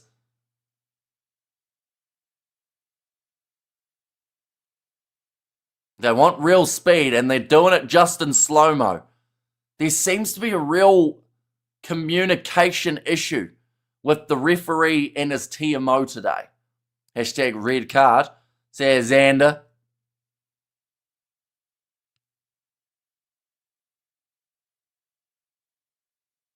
Okay. It's going to be a yellow card for Theo Dan. They've said that there's mitigating factors, so it isn't going to be a red, or at least it isn't for now. And both arms are down. Says Sash. And there, although I think the far side arm was wrapped. They showed in a second angle that they showed from both defensive players. Says Sash there, so it is going to be the yellow card to Theo Dan. They probably weren't a mile away from taking him off the field. He'll be disappointed. Did score the first try of the contest for Saracens. Now has got themselves their first try. Crying for penalties. Needs to be taken out of the game. Says Jeff Hay. I agree. I think that looking to the referee while you're on the ground, like Marcus Mapimpi in that case didn't do that. He was looking at the opposition player, and I think he was giving him some choice words. But yeah, the ones who kind of do the face hold and look at the ref and go, please, please. But in that case, I think Mapimpi was more pissed off with Theo Dan. He just wanted to see where he had gone. It's consistent with the earlier game, and the TMO should allow the ref to make the decision, just replay the incident. Well, he couldn't even do that. The referee was like, can we please see it in real time? And the TMO kept on playing the slow-mo time and time again. So they didn't actually get to see it in real time in the end. We have their ref and TMO not talking the same language, but they're both French. So I don't know how that works. But Theo McFarlane all right through the gap here. Ethan Hooker stepping, finds the ball to Grant Williams. He will score it between the posts. And it's another one for the Sharks at a crucial time. That is also the bonus point. Ref on real time, and he wasn't getting it. But that is a quick-fire, real-time try from Grant Williams. Already the yellow has cost the Saracen side here. There's a great assist from Ethan Hooker as well. Just a lethal kind of step there from Grant Williams. Draws in all of the defenders. We have got there, no, says Nathan. And also, the Sharks are the best team in Durban. Now, George Whitehead, he will use up every second that he can on the clock here. This takes the lead out to 8 points. This, once again, I think shows why Saracens shouldn't have taken the 3. How's that offload, says Sash? And this is the best attacking move I've seen from the Sharks in about a year. Says Hano, and the kick has gone over. He's going to make the score after 59 minutes, 28 points to 18. And again, if Saracens were to randomly take 3 points, they're still down by the 7. So, I think if they had that opportunity again, they might go for the line out. But currently sitting with the 20 minutes remaining, we are ticking close to the final quarter of this match of the Champions Cup. The Bulls, they are in action tomorrow for the Northampton Saints matchup. We did see the Stormers get themselves the win. The Sharks, this could make it. That's going to be a double knock on. First from the Sharks, then from Saracens. But this could end up making it 2 for 2 from the South African sides. Hamish needs to convince me that the Sharks are going to win. I'm not so sure yet, though. That ball in the gap was Art, says Sash. And also, if the Sharks win, they will move to number 4, says Casper. So, yeah, we'll keep them going in this competition. It will mean more than likely 6th place will be off the cards. And then that 5th place spot still probably on the line a little bit, depending on how the other games go. So they still have a couple of the Champions Cup. The next round of the Champions Cup competition, ladies and gents. While I'm at it, we've got the pop-up here. Might as well put it up. These are all New Zealand time. But for the Sharks, they are going to be going head-to-head up against Sale Sharks away from home for that contest. Leinster La Rochelle, that's tricky because that's a game that I would want to cover, but sadly we'll probably end up, well, not sadly, it's still going to be a great game too. Sale Sharks versus Sharks, battle of the Sharks, but I wish those two games weren't on at the same time. So we would thoroughly like to cover both. Bristol versus Bulls. That's a home game at Loftus for them. And then the Stormers, they have got the game up against the Harlequins away from home as well. So those are some great games. Bordeaux, Northampton, Saracens to lose. It's probably one of the better rounds, I would say, in terms of matchups that we will have. 20 minutes is a long time. It certainly is. Definitely when they are starting to give away a few more penalties here, the Sharks. I don't care about position, just win. Says Sock. And dudes are the Glass Joe of rugby. Do Saracens ever win? Well, they're doing not too badly in the Premiership at the moment. This is where they sit currently. They are sitting 3 wins, 3 losses, so they win 50% of the time. And their games at the moment, Bath at the top of the bunch. Exeter not too far behind alongside Northampton. Are going to be in action up against the Bulls tomorrow. And Saracens is currently ranked 1 in this championship, says Caspirits. Although they probably won't be at the end of this round, I would say. Ready to throw it in. Going to the front, nicely taken by Tom Willis, a well-set rolling maul. We'll mention that due to the Theo Dan yellow card, they have brought James Hadfield onto the field. And Bath have a quality side as well. Says Sash. Now going off to the right-hand side. Another step there from Saracens in the middle of the field. Ball is still in their hands.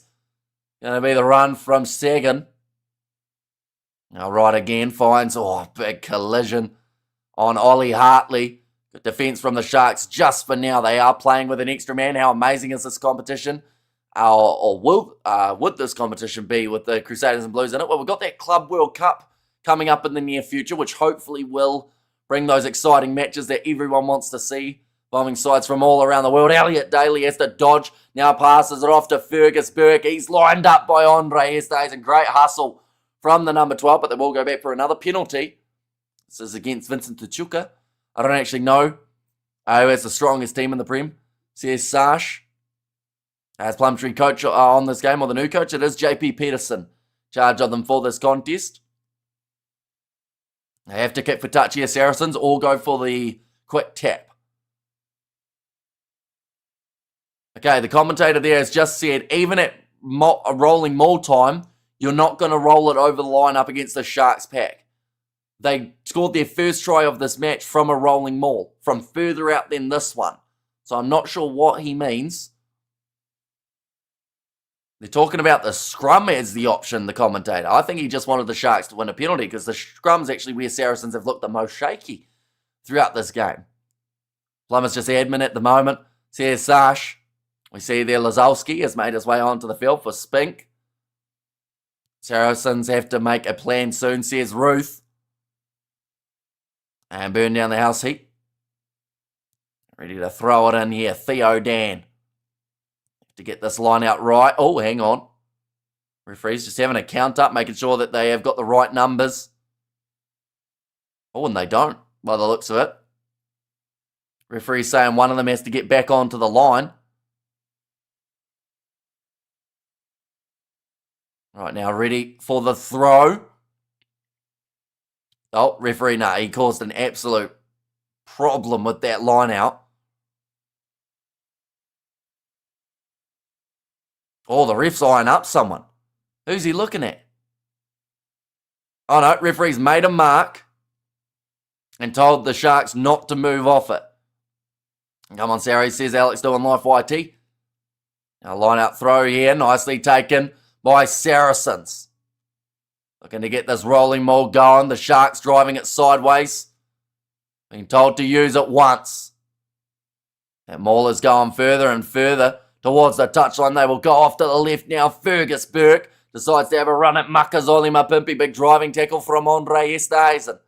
This referee, what is this guy saying now? Theo McFarlane with the offload. There's going to be an advantage again. Another penalty. Double blow of the whistle here against the Sharks. Cricket is king, says Eric, and there is plenty of cricket on at the moment. The West Indies versus New Zealand playing in about 4 days' time. Australia versus England in the Ashes coming up very soon too.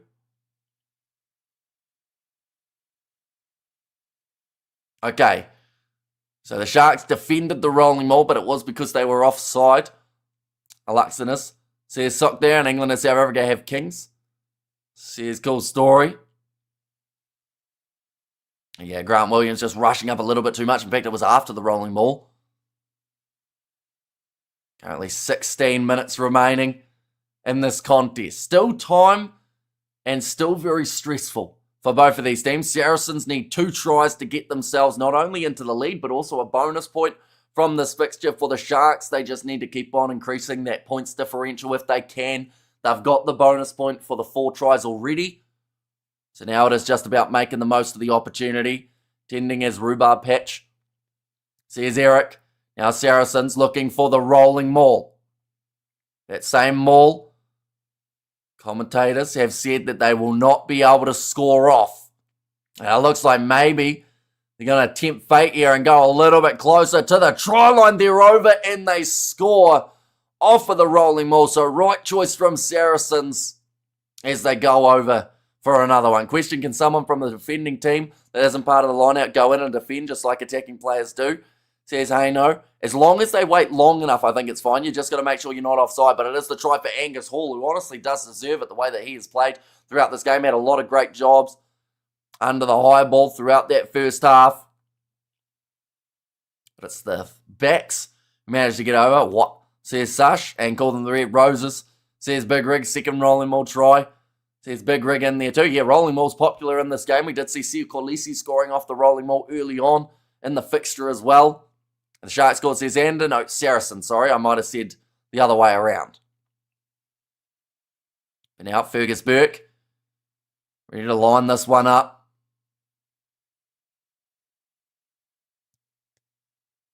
This is an important kick.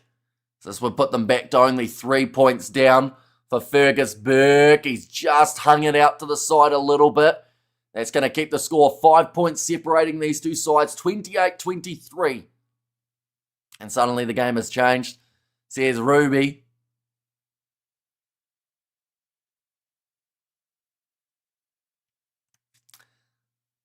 This one's going to be intriguing. 10 minutes remaining. 14 minutes remaining. Hendrickse now makes his way onto the field. That is Jaden Hendrickse. And I have to say, Upper Lilifasi must have failed the HIA as he has not made his way back out onto the field. Burke's played well. Hey, he's controlled this game from the number 10 jersey for Saracens. If you put the lazy hairs off the field, that is going to be for Nick Hatton. Come on, the Sharks, says Sash. Man of the match, Hamish Hand. Oh, see, for me, in terms of Sharks players, Mapimpi's had a solid game. That one's going to be knocked on by Vincent Tichuka. Who else would get close to man of the match? Esterhuizen's been solid enough. Hooker's had a couple good moments. I feel like everyone's been solid. Pepsi Putalese has a solid enough game. But maybe Mapimpi. Emil van Heerden, he's been decent throughout this game as well. Had a bit of the ball. Now George Whitehead looking for the kick downfield. Awkward bouncing one, but Saracens back to control. Now kicking downfield. It will be Charlie Bracken. George Whitehead. Yeah, he's been solid enough as well. He has got important kicks over, which might play a bit of a factor. That's a huge shot coming in on Jordan Hendrickson. Now his brother plays as the 9. Kicking everything over, says hey no, and Sharks are going to lose. Says Sook in there. And I was come on the Sharks, not even my team. How much do you think if I run, or if I can catch the last few minutes? I wouldn't, because I think they'd probably still try and charge you for a ticket in that case. With Theo McFarlane claiming that one at the back. Tom Willis, oh no, they're going back for a knock-on against Saracens initially. And this is going to be a big scrum now. Got to remember that Saracens, they were still down to 14, although I think they're back to 15 now. Theo Dan got that 10-minute spell. Able to make his way back on to try and bring a bit more of an impact the later stages of this game. Sharks by 2, Ruth, says Ruby. And the Sharks says Trevor in there. Come on, Sharks, says Marion. A lot of support for the Sharks at the moment. Seagun will make his way off. And I think that is going to be for Gareth Simpson. More than likely. Penalty coming. Yeah. Anytime that the Sharks have the scrum feed, they have looked dangerous. Even in the ones that they have been penalised for, they've been on the verge of getting another scrum penalty. Right, ball is fed in. Scrum holds. And now front rows go up. So it's going to be another reset. We jinx the Sharks. There's the end of the Sharks tongue twister. Says Sean O'Farrell. Now 11 minutes still remaining here. Weak series team fielded. Says Goal Lover. And they've still done pretty decently throughout this game. I feel like they've had a few guys really be able to step up throughout this contest. Fergus Burke, for one, has done very nicely. That number 10 jersey. We've seen Angus Hall come into his own throughout this game too. Hardly seen Elliot Daly throughout the second half. He's just been solid at the back throughout the 80 minutes, or the 70 at this point in time. Now another scrum feed.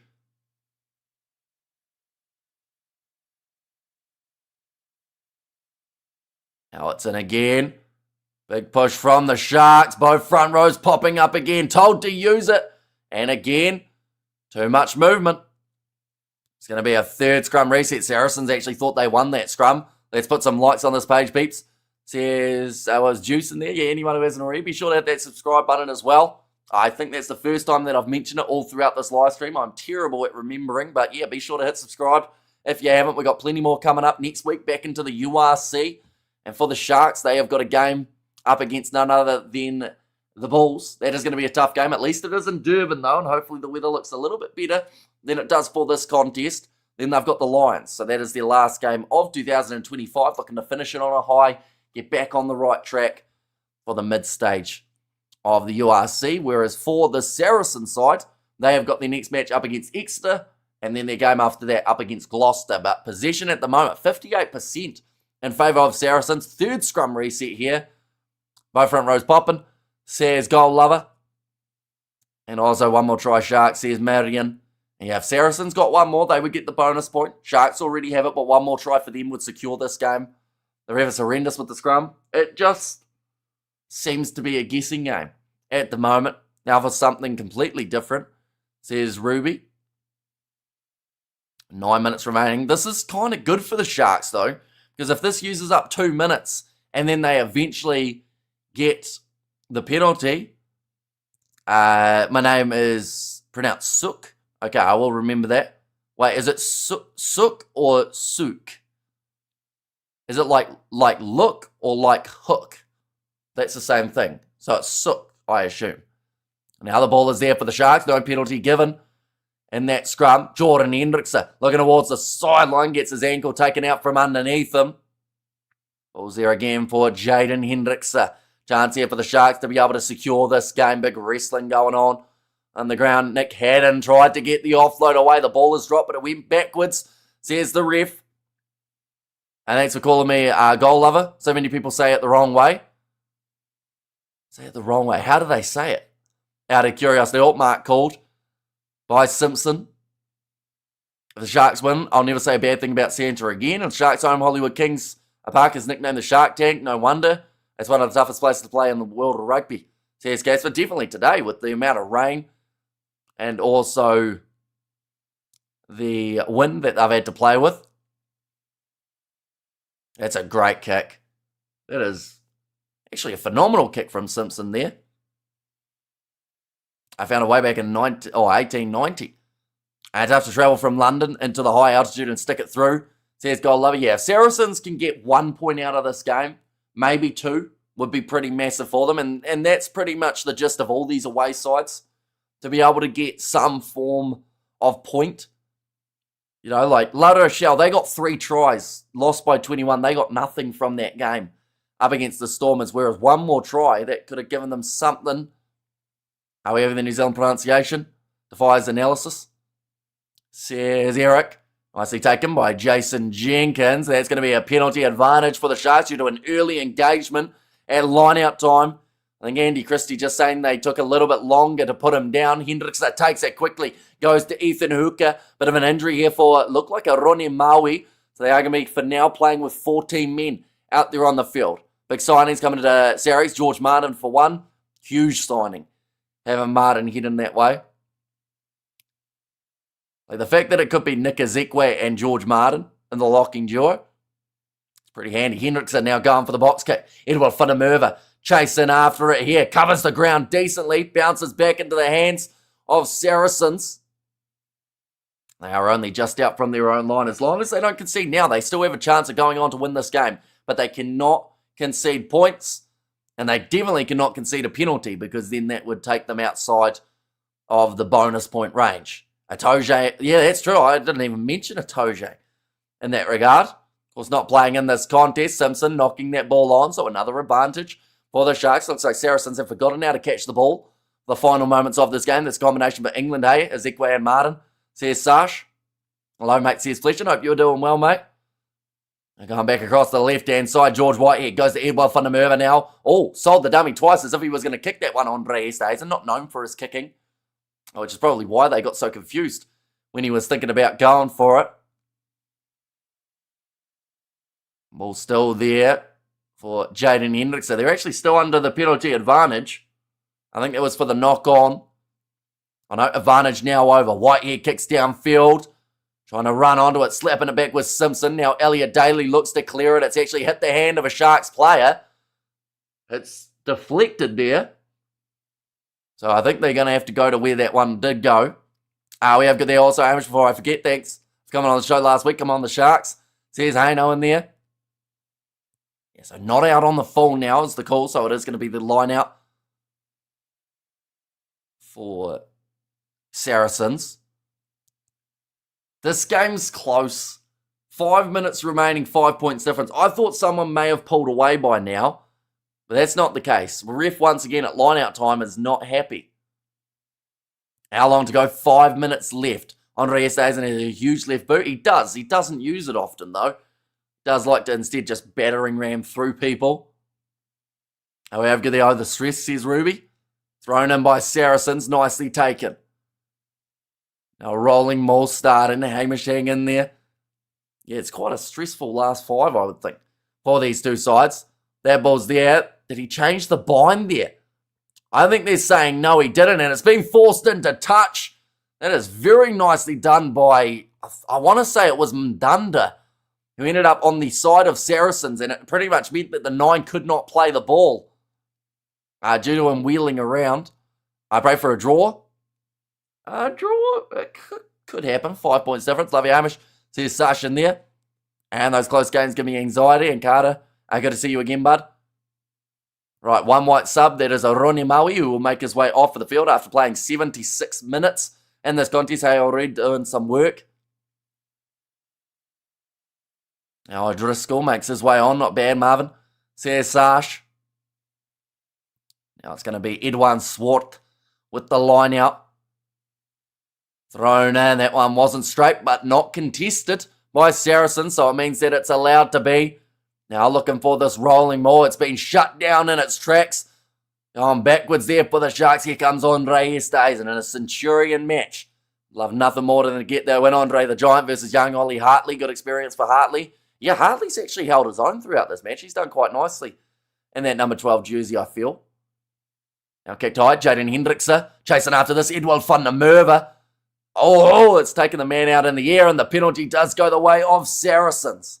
It's a bit unfortunate there. Going up for the ball, Edward van der Merwe, sorry, and then just not quite being able to get there.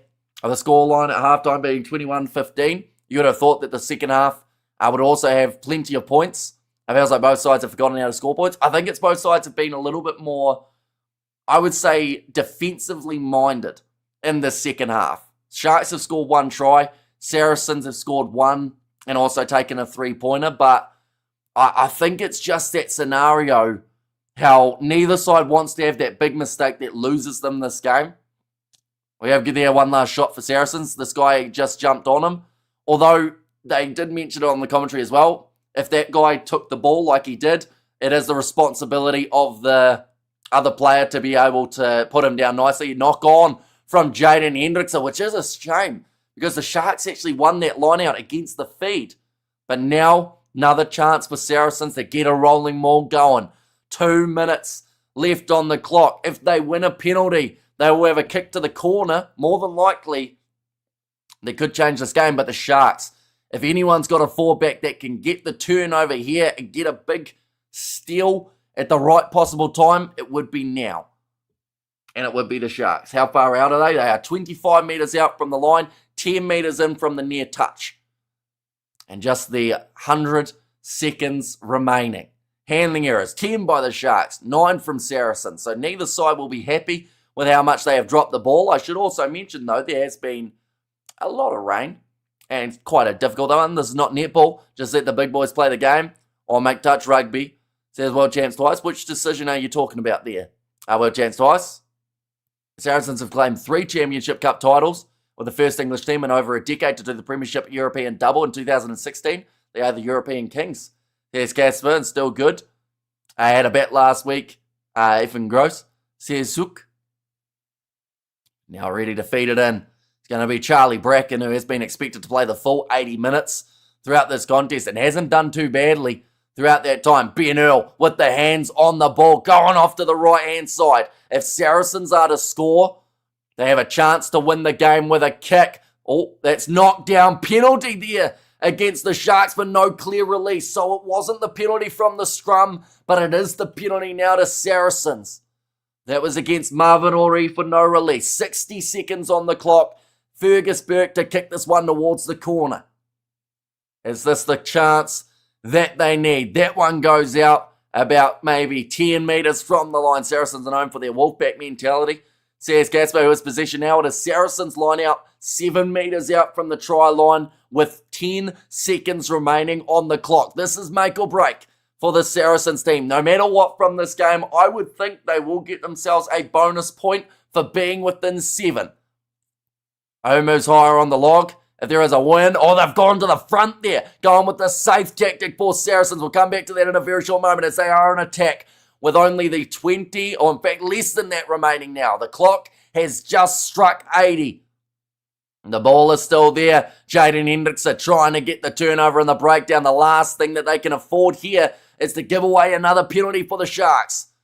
Now around the breakdown, slowly working it towards the goalpost. We've got to remember the kick for the win in this scenario here as well for Saracens, if they do manage to score it. And come on, the Sharks says, hey no, can they hold on? Or will it be Saracens who end up with the win? There's another advantage in favour of Saracens. So they can throw everything into this and continue to go phases infield to create a chance. They've gone with the cross kick. I don't know about that tactic. It's going to be slapped back. And they'll go back for the penalty. I don't like that tactic one bit from Saracens, but it wouldn't be the first time that they've kicked the ball away in the wrong time throughout this match. It's going to be number 21, Nick Haddon. He is going off the field. They're going back for the penalty in favour of Saracens, 5 metres out from the line. But that's where you just keep on hitting it up with the forwards, isn't it? 5 metres out from the line. And this one is going to be the middle of the field, about 20 metres in from the touchline. But now playing with 14 at the end of this game for the Sharks, and they are once again looking at a rolling maul option here for Saracens. This one 5 metres out from the line. Saracens allergic to holding on to the ball? You would think so. All they needed to do there was keep on going around the side. Worst comes to worst, you have too many phases, the referee brings you back here anyway. But throwing it in, ball stolen by the Sharks. At line-out time, they kick it into touch. Saracens, they have lost this game for themselves. And the Sharks pull off the victory in Durban, 28 points to 23 with a very impressive win. A penalty try coming up? Not at all. In the end, the Saracens, they threw that one away. I don't know what the cross kick was, but at the same time, that was about the 4th time throughout this match that I have counted that they've had an attacking chance, that they've gone to a kick, and they've lost the ball. Sharks says, I know Sharks Live, says Sash, and damn, says Casper in there. Yeah, it was close to your draw, and party time, says Sash. And there as well. Have a good Sunday, Hamish and Lad, says Big Rig. Yeah, so the next game that we are going to be covering will be the Bulls versus Northampton. That game is going to be taking place tomorrow at the same time roughly as this game kicked off. We will get that one scheduled probably in about 6 or 7, probably a little bit longer than that actually, probably about 10 hours time. We'll get it up. Lots of kids getting conceived tonight, says Sash. I still hate you Sharks until we win that title, please, this year. And one on the Sharky says Yarn, and had Saracens had a Toje. Had Saracens decided to actually attack rather than going for those cross kicks and random things that just gave away the ball. Like, that last play, you're 5 metres out from the line. Penalty advantage. You're hitting it up with your forwards. You're making maybe half a metre each time. You don't go for a cross kick out wide Because even if he scores it out wide, you're not guaranteeing a win. Score between the posts with your forwards, you tap it over, you win the game. But they didn't do that. They went for, once again, another aimless kick, which I think just comes down to experience for the Saracens side. You had the overlap as well. Even if it was an inside ball, you act like you're going to kick it wide, but you've got to go up the middle in that scenario.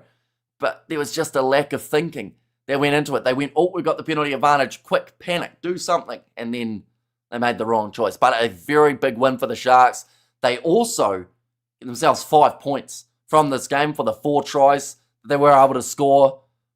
So very nicely done by the Sharks team. But nonetheless, thank you all very much for tuning in. If you didn't enjoy Fergus Burke's experience, though, that is true. I don't know if it was Fergus Burke who did that cross kick, though. To me, it actually looked like Ollie Hartley. I could be wrong. But yeah, it didn't look like a Fergus Burke kick to me. I, once again, could be wrong. Could have said the wrong guy. But no, it looked like Fergus Burke may not have been involved in that one. We have there, Lilia promised us she'd always be there. So here's a cool story. And what was that too? That was, where's Lily B? Sharks fans happy. And also here there, thanks Hamish.